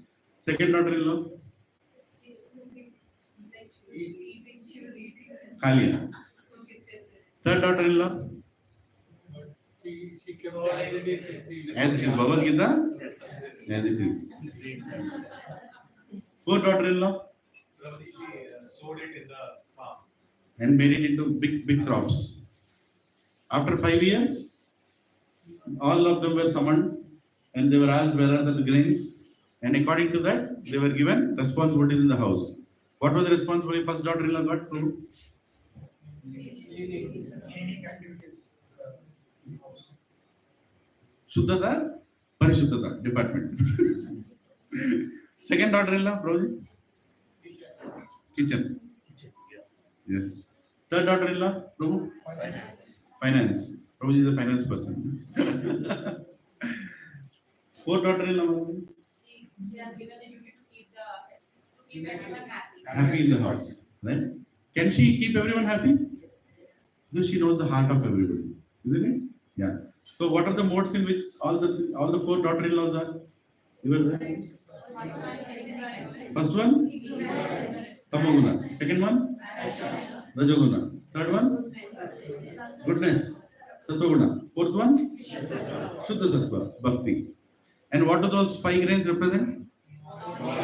Knowledge, body, holy names, mantra, relationships.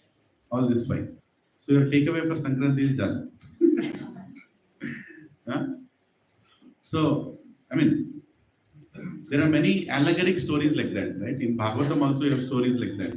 Recently we finished the story of Puranjana, in the morning Bhagavatams, right? It was all like this only. Narad Muni created a story to convey a very, very difficult concept of senses. How do you come out of the senses? How senses are conquering you? All that creating a city of 9 gates, right? So Shastra can be explained. I heard this story from Balgovind Prabhu, not Apna Balgovind Prabhu. There is another Balgovind Prabhu in Pune. Yeah, so he told this story once when he came to Hyderabad. I was amazed. And then you can take the story and you can further expand it with your examples, right? And by telling the story, you are telling everybody one amazing thing, that none of you are useless. Everybody can be useful, right? Is it a hope-giving story? Yes, everybody can be engaged in Krishna's service, right? And you can all together please the Supreme Lord. And are all of them needed for the house to be perfect? You need a kitchen department, you need a cleaning department, you need a finance department, and you need a home ministry. You keep everyone happy. All the 4. So, did Krishna create the modes of nature only with negative purpose? No. They can also be used in positive purpose, but under the instruction of a spiritual master. Otherwise, we can't go forward. Very forward.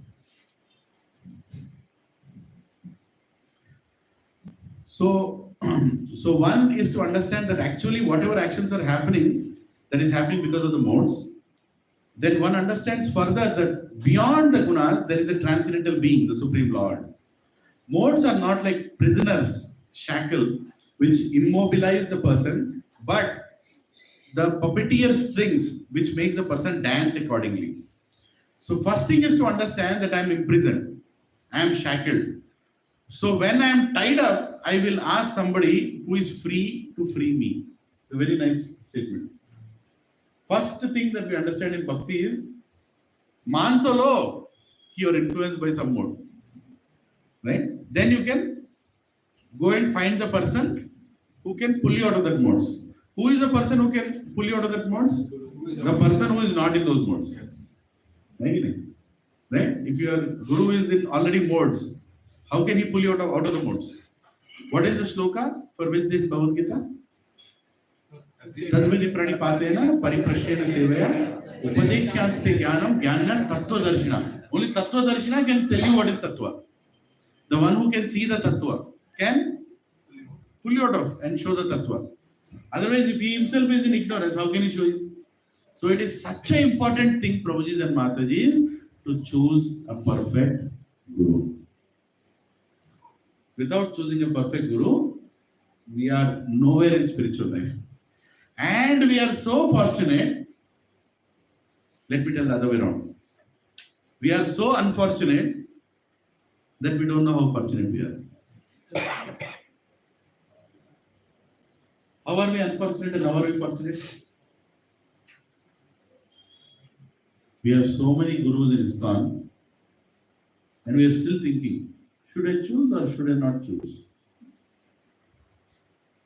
That is unfortunate or fortunate? Unfortunate. We have wonderful gurus in ISKCON. Prabhupada has left us so many wonderful gurus. And he instructed those gurus how to elevate all of us. And everybody is doing fabulous work in different parts of the world. Have you seen today morning video posted by Kiran Prabhu from here? Bhakti Maharaj? Yes. Wonderful Sannyasi Maharaj. I mean, because I was in US for some time, I got the fortune of seeing these great sannyasis. He's one of the most jolliest Maharajas I've seen in ISKCON. Always, happy and dancing and, beautiful instructions and dramas, everything that he conducts. He is engaging people in performing dramas in service of Krishna.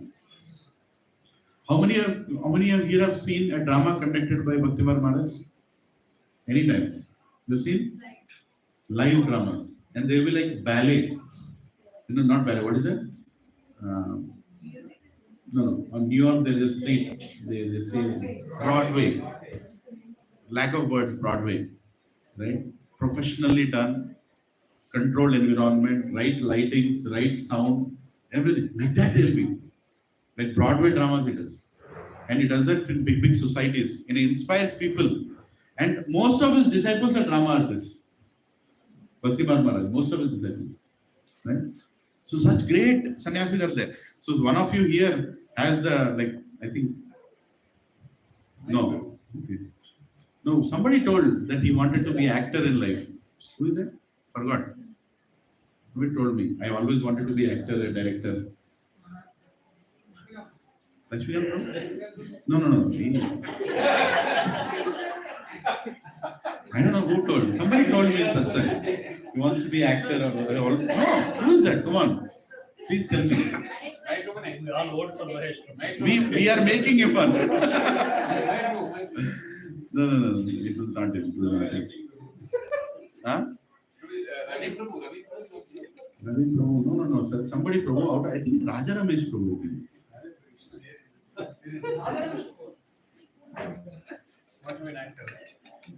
He wants to be a director or something. He told. No, Giriraj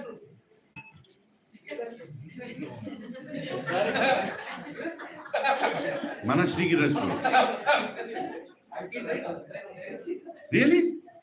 Very good. Does Lavanya Mati know about it? Very sorry. No, maybe. Then I'll ask him. Huh? I don't know. I don't know whether they're on. He cannot be a director. How do you know?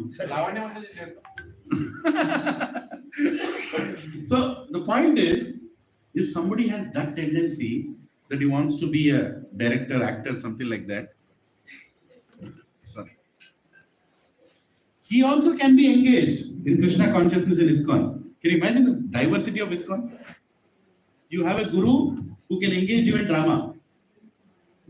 And by doing dramas, you go back to Krishna. Not dramas and dramas, you're talking about service dramas. Normal drama, but actually performing, the acting as a skill in service of Krishna, you're going back to Krishna. And there is a sannyasi who can engage you in that. Next week, His Holiness Indraduni Maharaj is coming here. Right? Such a fortune. And yes, ma'am, you wanted to. I was about to tell him that I heard in one of his that before coming to Bhakti, he was a sea surfer. He loved beaches. He was what? Surfer. Sea surfing. He loved beaches. And when he came to Bhakti, he was thinking whether, because in Bhakti, whether I'll be able to spend my time on beaches or not. And then he got a service to in Poland, and he does those summer programs. Yeah, Woodstock festivals. Which is on the beach. Which is on the beach. He was in army. He used to do surfing maybe, but he was in army. He was a colonel or something in army. Yeah. And he fought wars, by the way. He fought wars. And surprising thing is, the person on the opposite side, after many years, became his disciple. And he tells that in one lecture. You should ask Indraduni Maharaj if he can tell that incident. You should ask him next time you go. Maharaj, can you tell about your disciple who was on the other side of the army?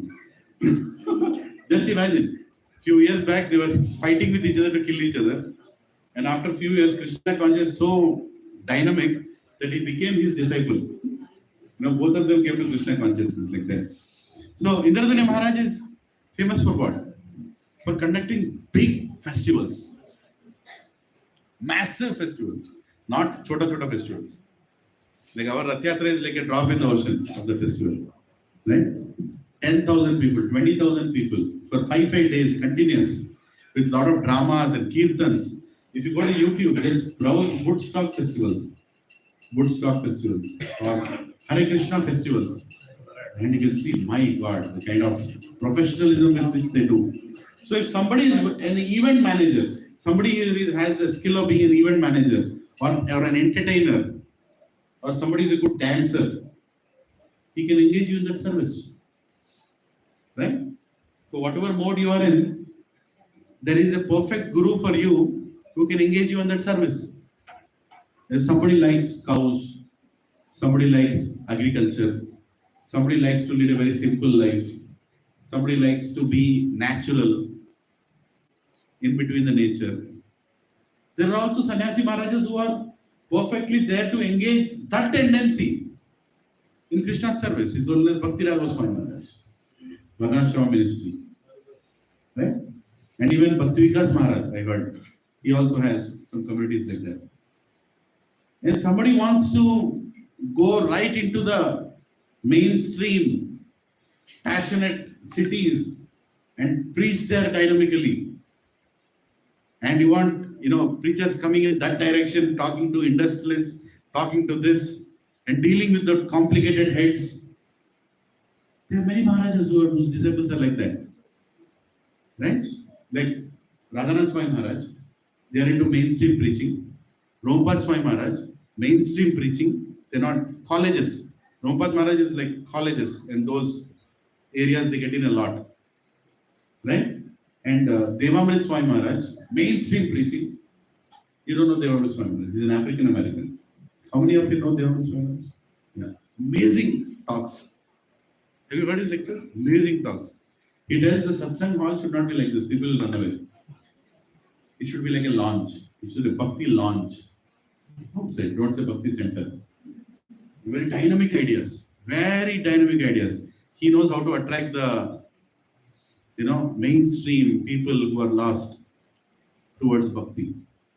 So ISKCON is such a diversified organization with so many gurus in so many. You want to open a temple, you want to serve Gauranga Mahaprabhu, you want to go and do that passionately in some part of the corner, Jayapataka Swami Maharaj. He has so many places where he can send you. Right? You want to be electrifying Kirtanir, you want to do Padiyatras, Lokanath Swami Maharaj. Right? So there is, I'm not tagging Maharajas here, please don't mistake me. I'm not tagging Maharajas. Everybody is transcendental, is what I'm trying to tell.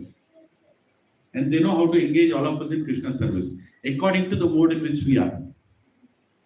And if we just follow their instructions, and if we just follow the project that they are doing, we'll become Krishna conscious. We will easily be able to transcend the 3 modes of material nature and go back to Krishna. So our only duty is to hear from these great souls and choose one of those great souls and surrender to those great souls. And remaining they'll take care. Isn't it? Remaining they'll take care. Going back to Krishna is free, provided you give your free will to your spiritual master. It's free to go. You're seeing, right? From the day Telangana buses are free for movement, what is going on? You see those? I pity those conductors. Right? I heard one girl ran away from the house. In 3 days, they could not find out where she was. My wife was telling. 3 days, they could not find out where she was. Because she never unboarded a bus. She was on the bus only, all the time. What will the conductor tell? Hey, station came, my Aadhaar card. Tira problem kya? Where do you want to get down? I don't want to get down because bus is free. Can you imagine what people can get to? By giving things free, what will people do? Their parents found out after 3 days of investigation, the conductor filed a complaint. This girl is not getting down only from bus. Then that went to police station. Somehow the police people finding and searching, they both spoke to each other. Our girl is missing. One girl is there in the bus. If the girl is equal to this girl, match the following. We found your girl. She's in the bus. That picture, just think about it, So, so we have to use our free will to surrender to Krishna. Otherwise, these three modes of mental nature, do you have any hope? You have hope in that? Otherwise, you'll be busy with your multitasking. Passionate managers, general managers, directors, senior directors, vice presidents. What are they doing? Multitasking. Mayadevi is giving them one more promotion. Senior vice presidents, how? Just around. Project, deliverable, document. How? Very good. Then, and what is that fellow thinking? The to multitasking, evodu? Planet because of me, this world is rotating. That fellow is thinking. And Durgama is thinking, I am rotating you. I am rotating you.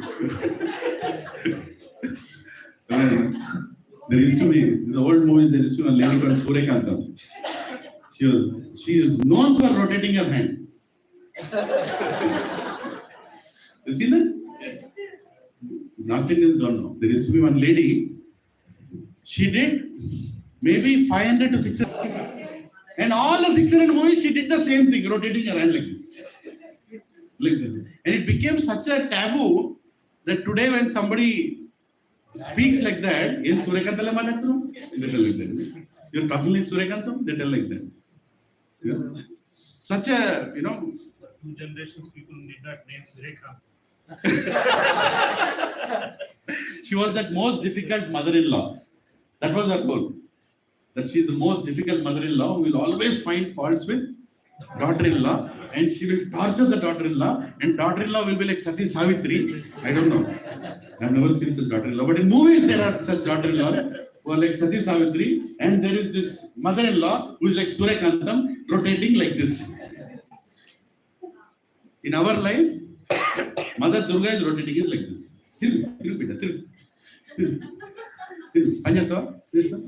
Where your pride is sitting? Ekkadani pride no. Ekkadani pride. Ekkadani pride. Akkade vedtadu. I like to sing. Paadu. Sampayinchra. Thirugu.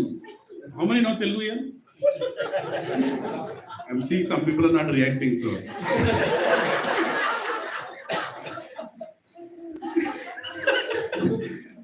That is Mother Durga's role, She's like, she knows, like Surekantam, she's repeating like this. And Mother Durga has how many hands? 8 hands, just imagine 8 hands. Right? Microsoft, Amazon, Salesforce, Infosys. How? Next. How? Hashtag. Google, anyways Google. And what is that fellow thinking? What profiles I have in my LinkedIn profile? All profiles. What is Mother Durga thinking? How? And one day will die. One day will die in that mood. Isn't it? One day will die in that mood. And when will you come back? Microsoft. God outside. Tomorrow, or day after tomorrow is a holiday, I know. Day after tomorrow, when you go to your office, and your boss comes and says, please remember me. Remember Surekantam.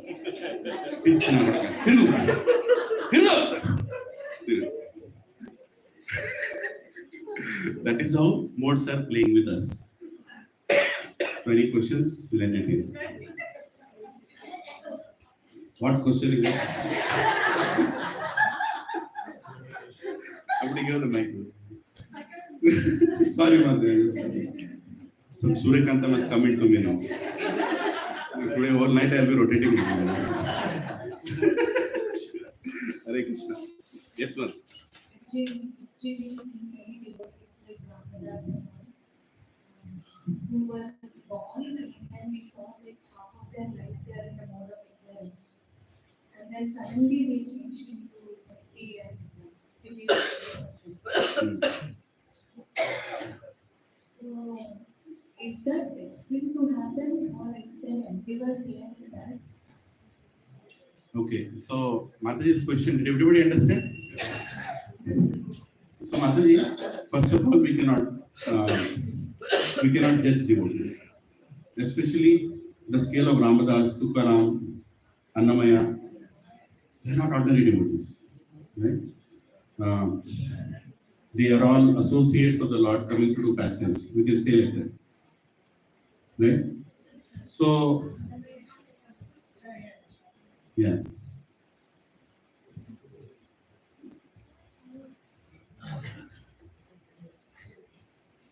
Okay, sorry. Yeah, so there are some devotees who are Nitya Siddhas. There are some devotees who are Nitya Bhadas. Nitya Bhadas can also come to devotion. So Nitya Siddhas are the devotees who are in the spiritual world. They are sent here or they come here in service of God. And when they come, they do activities that are beyond our imagination, that they can behave like a common man. And to encourage us, they do seem like doing ordinary activities for a certain period of time, but ultimately they start showing their real nature. And they encourage us to go back to Krishna. So we cannot judge such people why they are like that.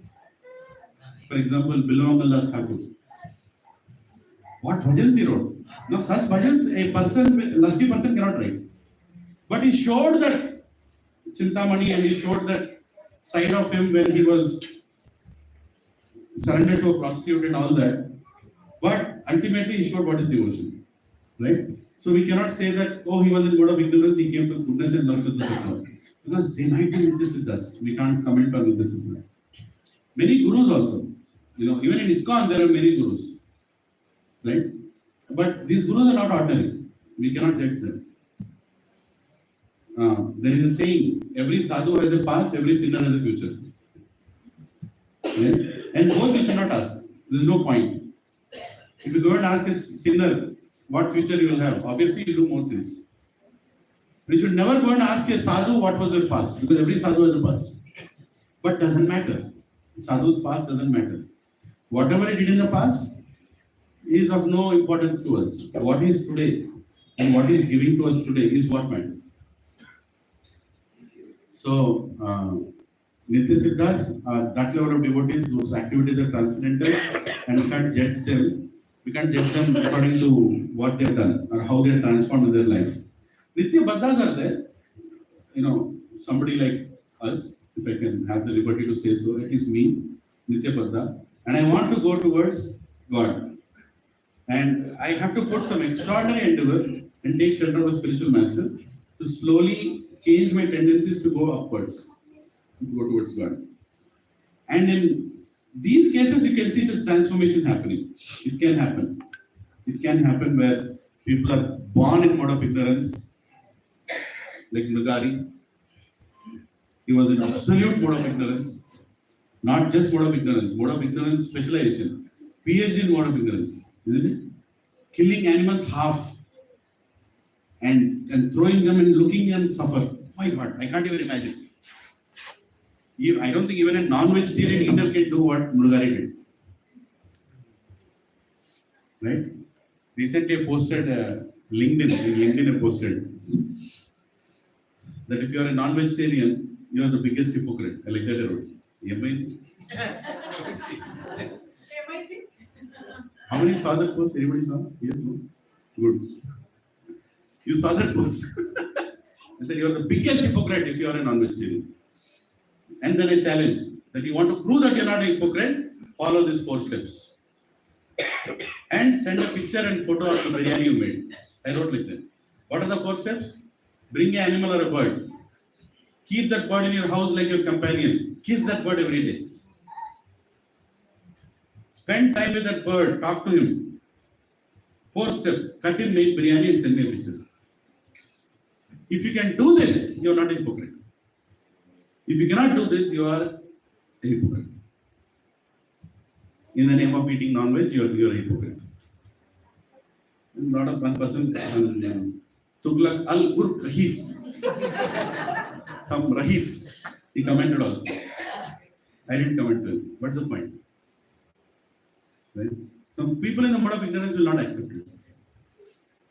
One fellow commented, some South Indian name, he commented that, oh, but people used to eat non-veg forever. Even before, all this. Vegetarian was invented. Huh? Even before vegetarian was Even before vegetarian was there, people used to eat non-veg. That was very nice. I am not against people eating non-veg. I just want to follow the 4 steps, send me a picture. Yeah. I don't know why I went in that direction. But answering is yes, devotees have different paths. But amazing thing is Krishna in Bhagavad Gita says that even though my devotee is the greatest sinner, but he is still worshipable because he is on the right path. But that statement is beyond. I mean, how merciful can God be? Yeah? Like I'm sitting on Vyasasana right now. What are the qualifications to sit on Vyasasana? Upadeshamrita. Vacho Vegam, Krodha Vegam, Jiva Vegam, Udarapastha Vegam, Visadita Kama, Prithvim Sasya. Such, first verse. आप लोग कर रहे हो ना भक्ति Shastri? First verse learned by heart. Learned by heart. Very well. Arshad Prabhu first verse learned by heart. Vacho Vegam, Manasa Krodha Vegam, Udarapastha Vegam. Jiva Vegam, Udarapastha Vegam. All these qualifications are needed to sit on Vyasasana. Vyasasana belongs to Vyasdev. It's such a big responsibility to sit here, right? I don't want to controversially say something, but is everybody who's sitting on Vyasasana at that level? Trying to be, willing to be. Are you willing to be? Are you trying to be? Are you wanting to be? Krishna will make you sit and talk. Krishna will talk to that person who is surrendered and who is accepting. Like in this verse of purport, what is Prabhupada saying? Accept that you are bound by the modes. Accept. First step, accept that you are bound by the modes. Accept that I have problems. Accept that lust is troubling me. Accept that anger is troubling me. Accept that greed is troubling me. And then take shelter of a spiritual master. Take shelter of a spiritual master. Follow his instructions and continue your spiritual life with all your regrets and guilt. Serve. Serve with regrets and guilt. Once His Grace Bhagavad told me, if you are dying with a pride that you have done something for Krishna, you will not go back to Krishna. If you die with a regret that I could not do any service in the right consciousness, when would I get that consciousness? You will go back to Krishna. That is what Krishna, it's not that Krishna wants us to be, in a depressive mode, but that is the truth. Who can sit here? If I am waiting for that transcendental soul to come here and start Bhakti Center, to sit here and give that lecture, that spiritual master who has controlled everything, maybe he will come, but they are so rare. But we have to do something, right? We have to do something. So we will do. So we'll serve. Right? Most difficult position is to sit here and talk. Trust me. Most difficult position. Because You are like taking a selfie of yours every second. Right? And you know that you're struggling and you are like telling Krishna, please give me the strength. And pray to the whole congregation here, please pray for me that I will be able to follow what I'm speaking. Right? So devotee has a past. Devotee can change according to time. Being a Nitya Bhatta also can change. That's okay. Did I answer your question or did I answer? No. Really answer? First time I answered. Difference between endeavor and destiny. Bro? Difference between endeavor and destiny is what I think she's asking. Difference between endeavor and destiny. Did I really answer? You can tell me. I think that is my question. You said that in order to give an example of this is your goal and try to stay in your own mode rather than try to go into different modes. But we have seen in the past that devotees have Change mode. changed. Okay, I got you. Sorry. This harmonium, I have to just giving example. This is the mode that is my destiny. And I have been given a body according to that mode. If I go in that, I'll go to the destiny. But that is not the goal of life. The goal of life is not to go to the harmonium. The goal of life is to go towards this altar. Our human body is given, especially human life is given, so that in spite of you having this kind of nature and everything, take shelter of a guru and detour yourself towards Krishna. Animal instinct body is to go towards the harmonium directly. Harmonium, I am saying, the destination. So a person. No. So I'm saying, Mataji, that when you get a human body also, you are getting a body to take you to a certain destination, burning your karma, and from there you go to another body. Or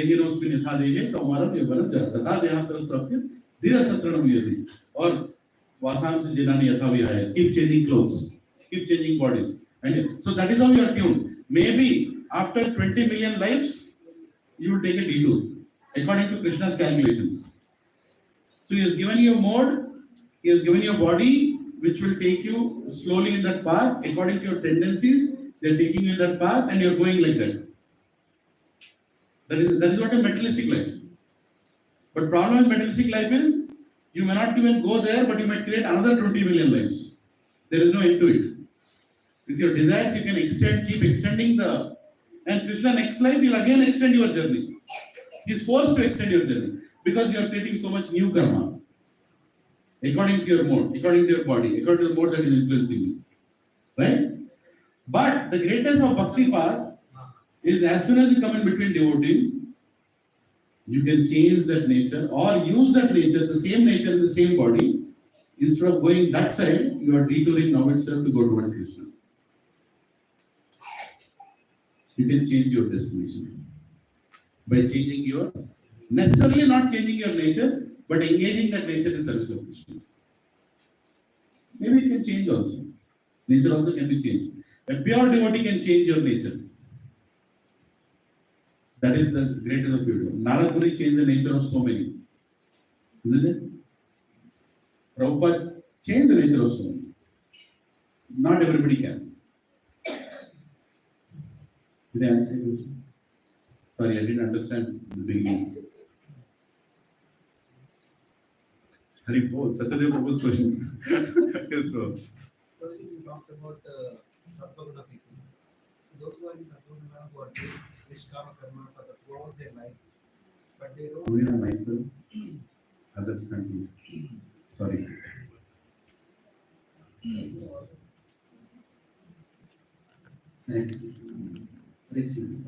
Those who are in Sattva-guna and throughout their life they are doing Nishkama karma.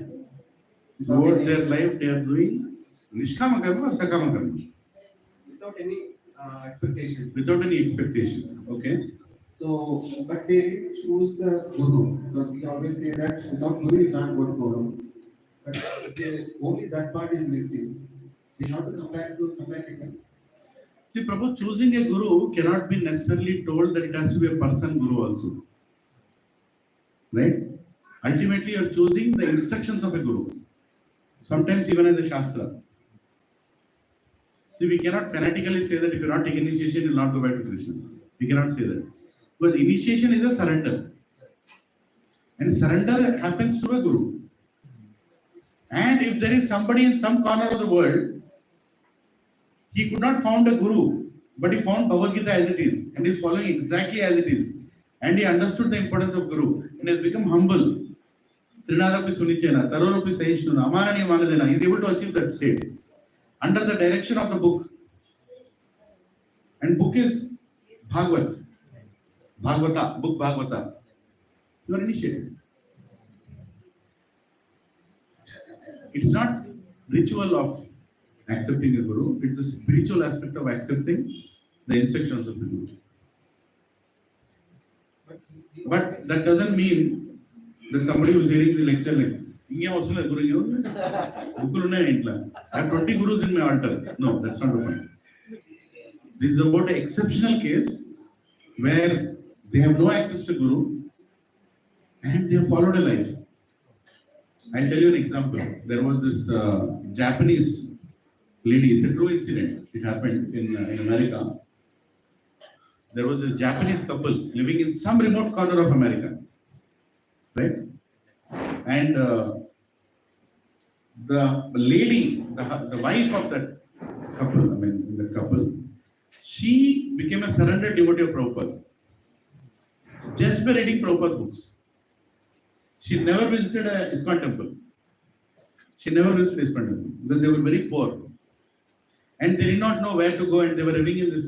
There are some places in America which are like so remote, 60 miles square, 100 miles square, there is nobody else except them doing a small business. Like that they live, like really, really remote. So she was living there and she was practicing. Somehow she got some books, she was reading it, and she was worshipping. She tore the pages from the book, make it as a, altar. She got more books somebody else gave. This is why she continued. Never happened to visit ISKCON temple. Never. But she knew that she needs a guru. She needed a guru. But she never got. And her husband called ISKCON New Vrindavan. The call came from New Vrindavan temple in Pennsylvania that my wife is about to die. She's about to die. And he's struggling to tell that, they're Japanese, accent, so many things.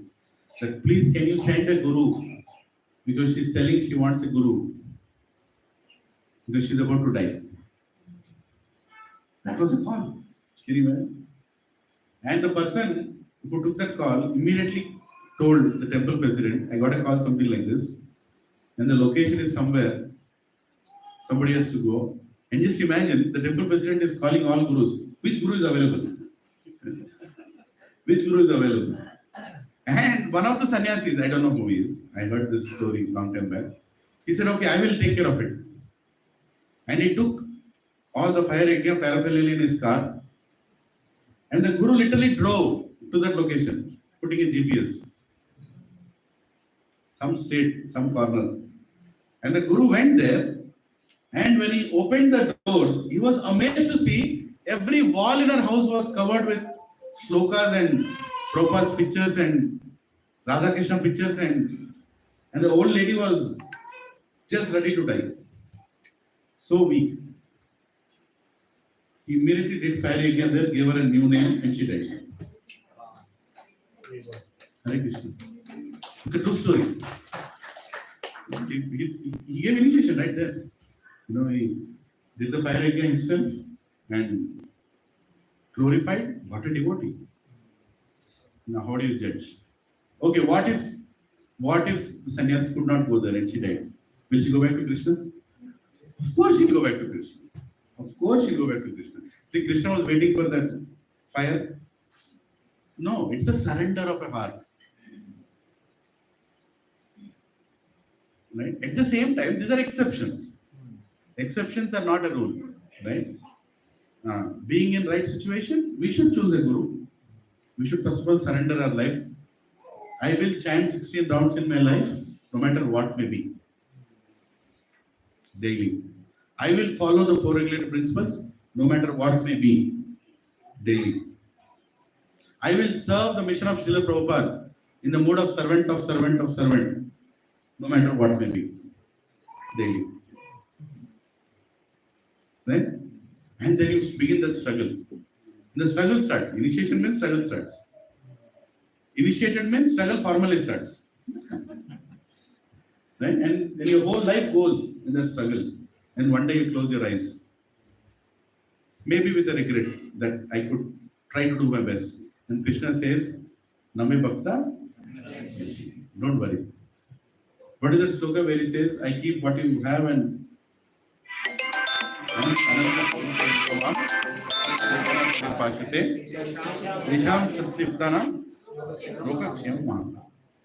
don't worry what you could do for me. I will accept what you have given and remaining I will fill. We will pass in distinction. Don't worry. That is Krishna. Right? But he is looking at surrender. He is looking at our desire. Right? And desire comes through surrendering to a spiritual master. Very important, bro. Surrendering to spiritual master is very, very, very, very important. Without that, you cannot get the right consciousness to go back. And most importantly, being in the right association where that surrender is reminded again and again. Right? You should be in that association where you have a Siksha Guru, you are visiting Diksha Guru or Guru who is coming in again and again reminding. Do you remember your initiation vows? Do you remember what you have committed? What did we tell on the initiation day? Or what did we surrender? My mind, body, and soul is my Guru's. What is? Mind, body, soul.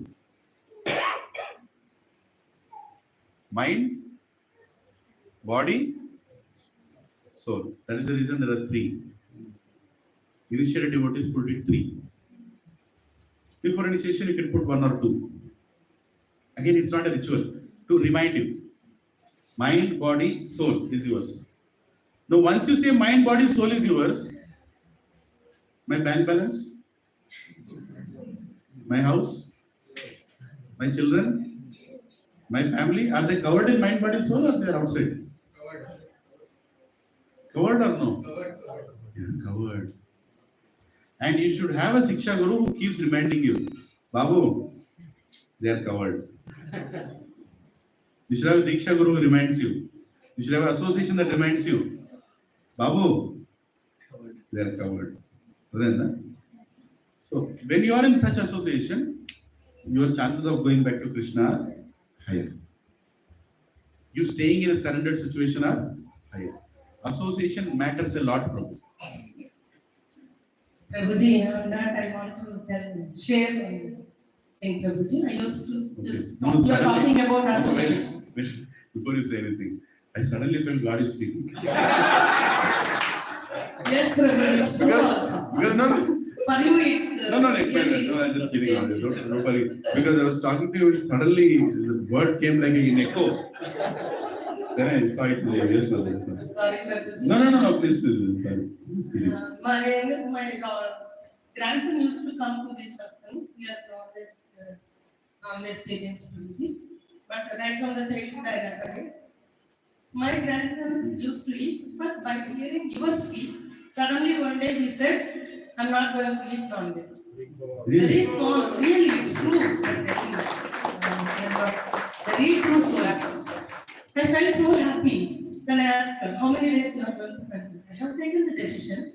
I heard the Lilananda Prabhuji's speech, and I am not going to. His father diverted him like anything to eat non-veg, my son. Then he said one day, sorry, I have taken the decision. I don't eat.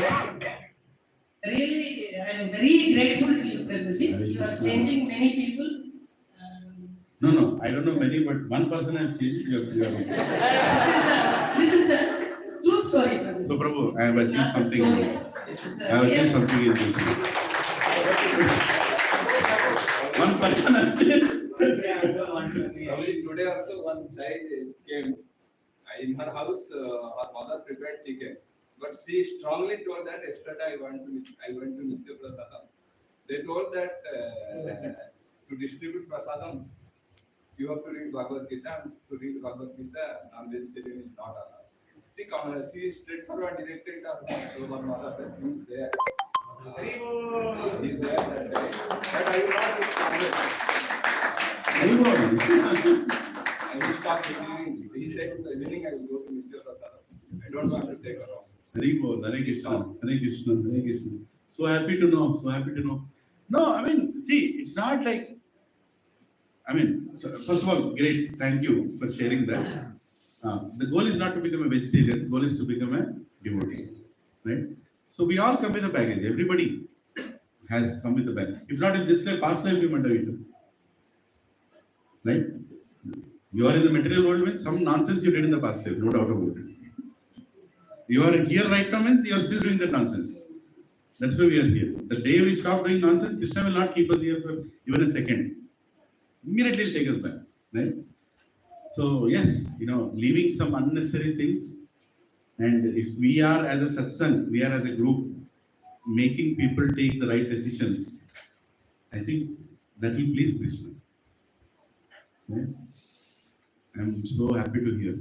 Once I gave a lecture in one CBIT college. I gave a lecture in CBIT college. None of them were hearing my class, except the person who organized. He was forced to hear my class. And I was talking, and all the students were looking at each other, and somebody was looking outside the window. I also looked outside the window, what is there? But nobody was interested in the class. So after 1 hour of frustration, the class was about stress management. I became more stressed than anybody there, giving that class, because nobody was listening to the class, right? After the whole class, I asked, so anybody, any questions, anything you like? One fellow opened his, he lifted his hand and told, after hearing your class, I have decided not to drink tea. I said, amazing. He was a Muslim boy, some Abdul Kalam, I don't know.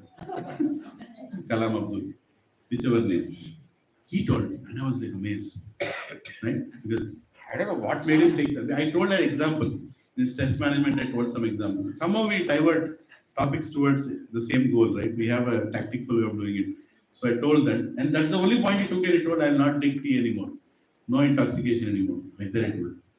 I was like, okay, nice. So every end, why I am taking an example is, in the path of Bhakti, nothing goes waste. Our endeavor of preaching, our endeavor of doing book distribution, our endeavor of doing Nitya Prashad Seva, all glories to Lilananda Prabhu.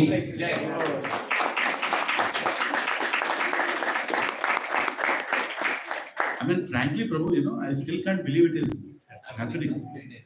How many of you feel like that? How is it happening? Right? Some thought వచ్చింది చెప్పేసినాం, right? బాధపడేది ఆయన. He took up the responsibility. And somehow sponsors also are coming. Every day is getting sponsored. Mataji sponsored her mother's yesterday. Yeah.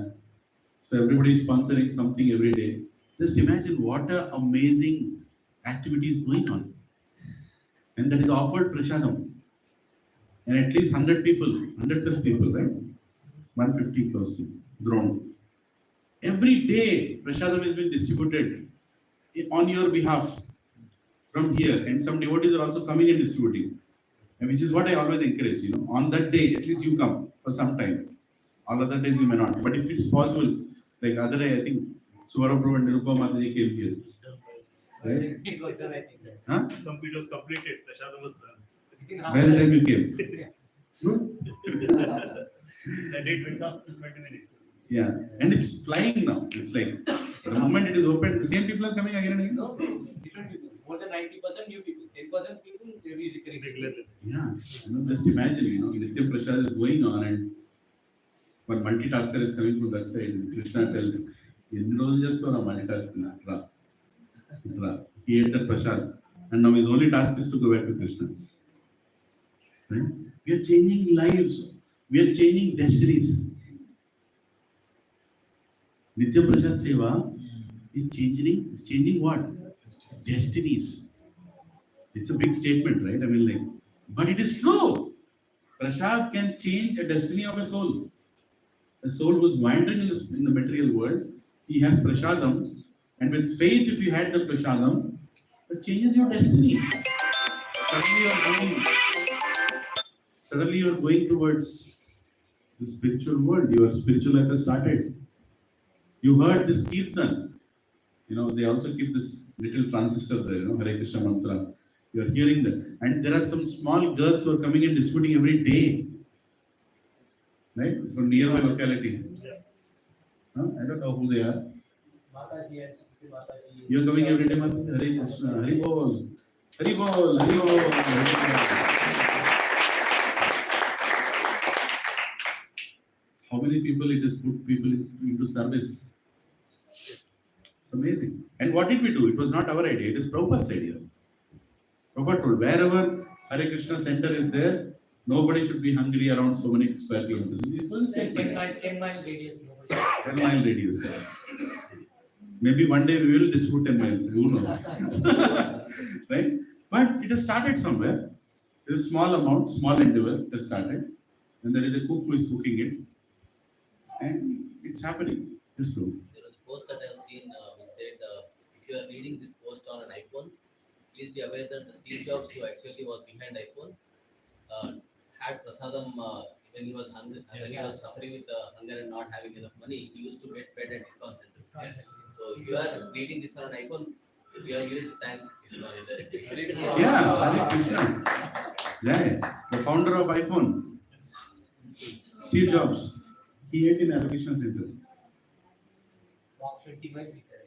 Yeah. Walk 20 Yeah, miles. people get fortunate, Prabhu. I mean, there are many who have eaten. There are many colleges in America where Hare Krishna truck comes every day. And the students go and eat there. Indian students, most of them. My wife's cousin, she recently went to Washington in Seattle. And there is a truck which comes to their university. And every day she goes and has that pressure. Famous khichdi of ISKCON. Huh? Harilas Maharaj, Yes, burrito also. burritos. Nicely wrapped and How is his health now? recently visited the temple after a long time. Oh, really? Hare Krishna, Hare Bol, Hare Vilas Maharaj ki jai. Yes. So, Florida University, there 50 years, Guru Maharaj started 50 years ago and it's still continuing. 50 years ago. 50 years ago it started. Yeah, Florida University. Hare Krishna, Florida University. It just requires a small endeavor. See, the center we have started, the center should continue. And who is going to continue this? Krishna, but he will ask all of us to do some work for it. Right? Let us promise on the day of Sankranti that the center will continue. Let us give that commitment to Prabhupada, no matter what happens, because anybody can go any day. This might be my last day on Vyasasana. You never know. Right? You never know. Our life is like this. It can be any day, any moment. We're not talking pessimistically. We are talking optimistically. That this can happen. Right? But that should not stop. Our seva should not stop. It should continue. We all should continue our services. And we should, like the fourth daughter-in-law, expand. We should multiply. Yes, Mataji told. Should multiply the services. That is a good. A leader is a leader. I read this somewhere. There are many quotes on leaders, but this one I like the most because this replicates Prabhupada's leadership.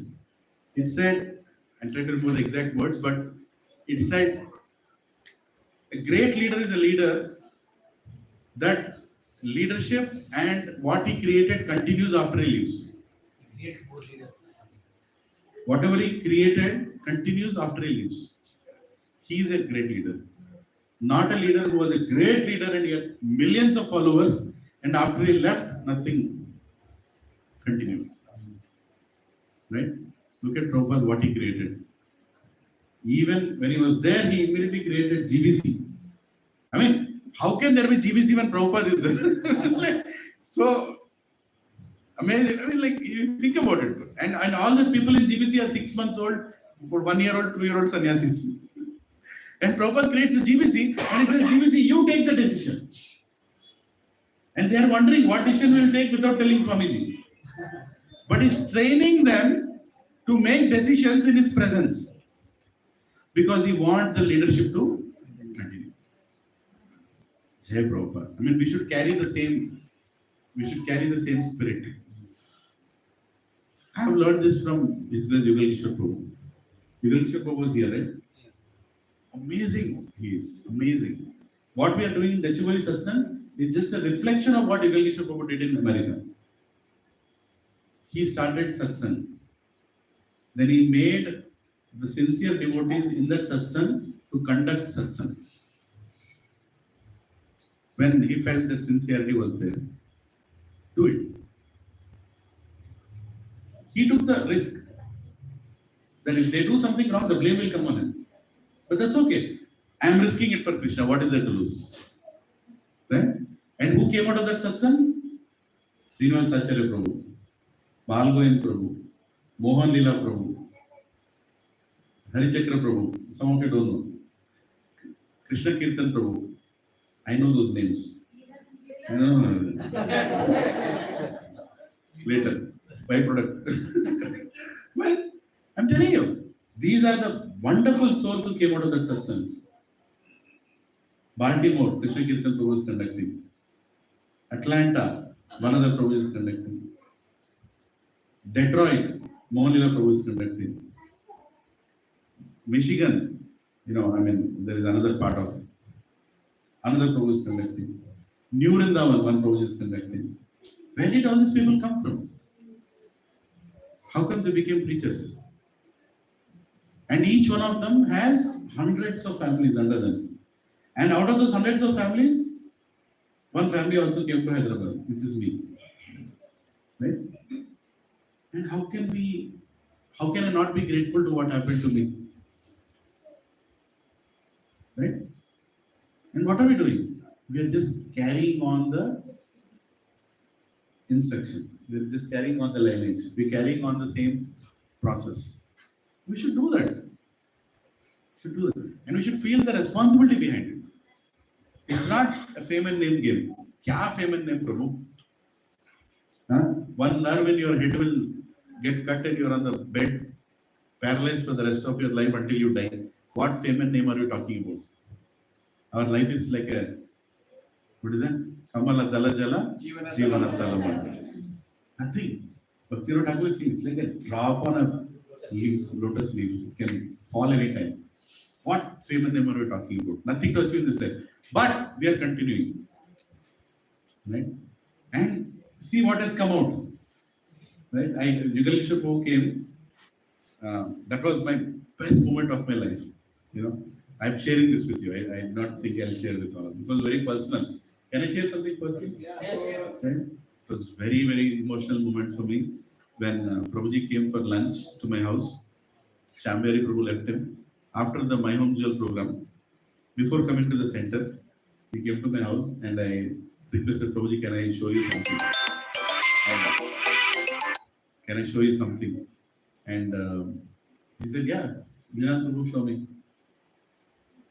I don't know if I should record this or not, but maybe Hare Krishna, Dandavat Pranam, we're ending the class. Hare Krishna.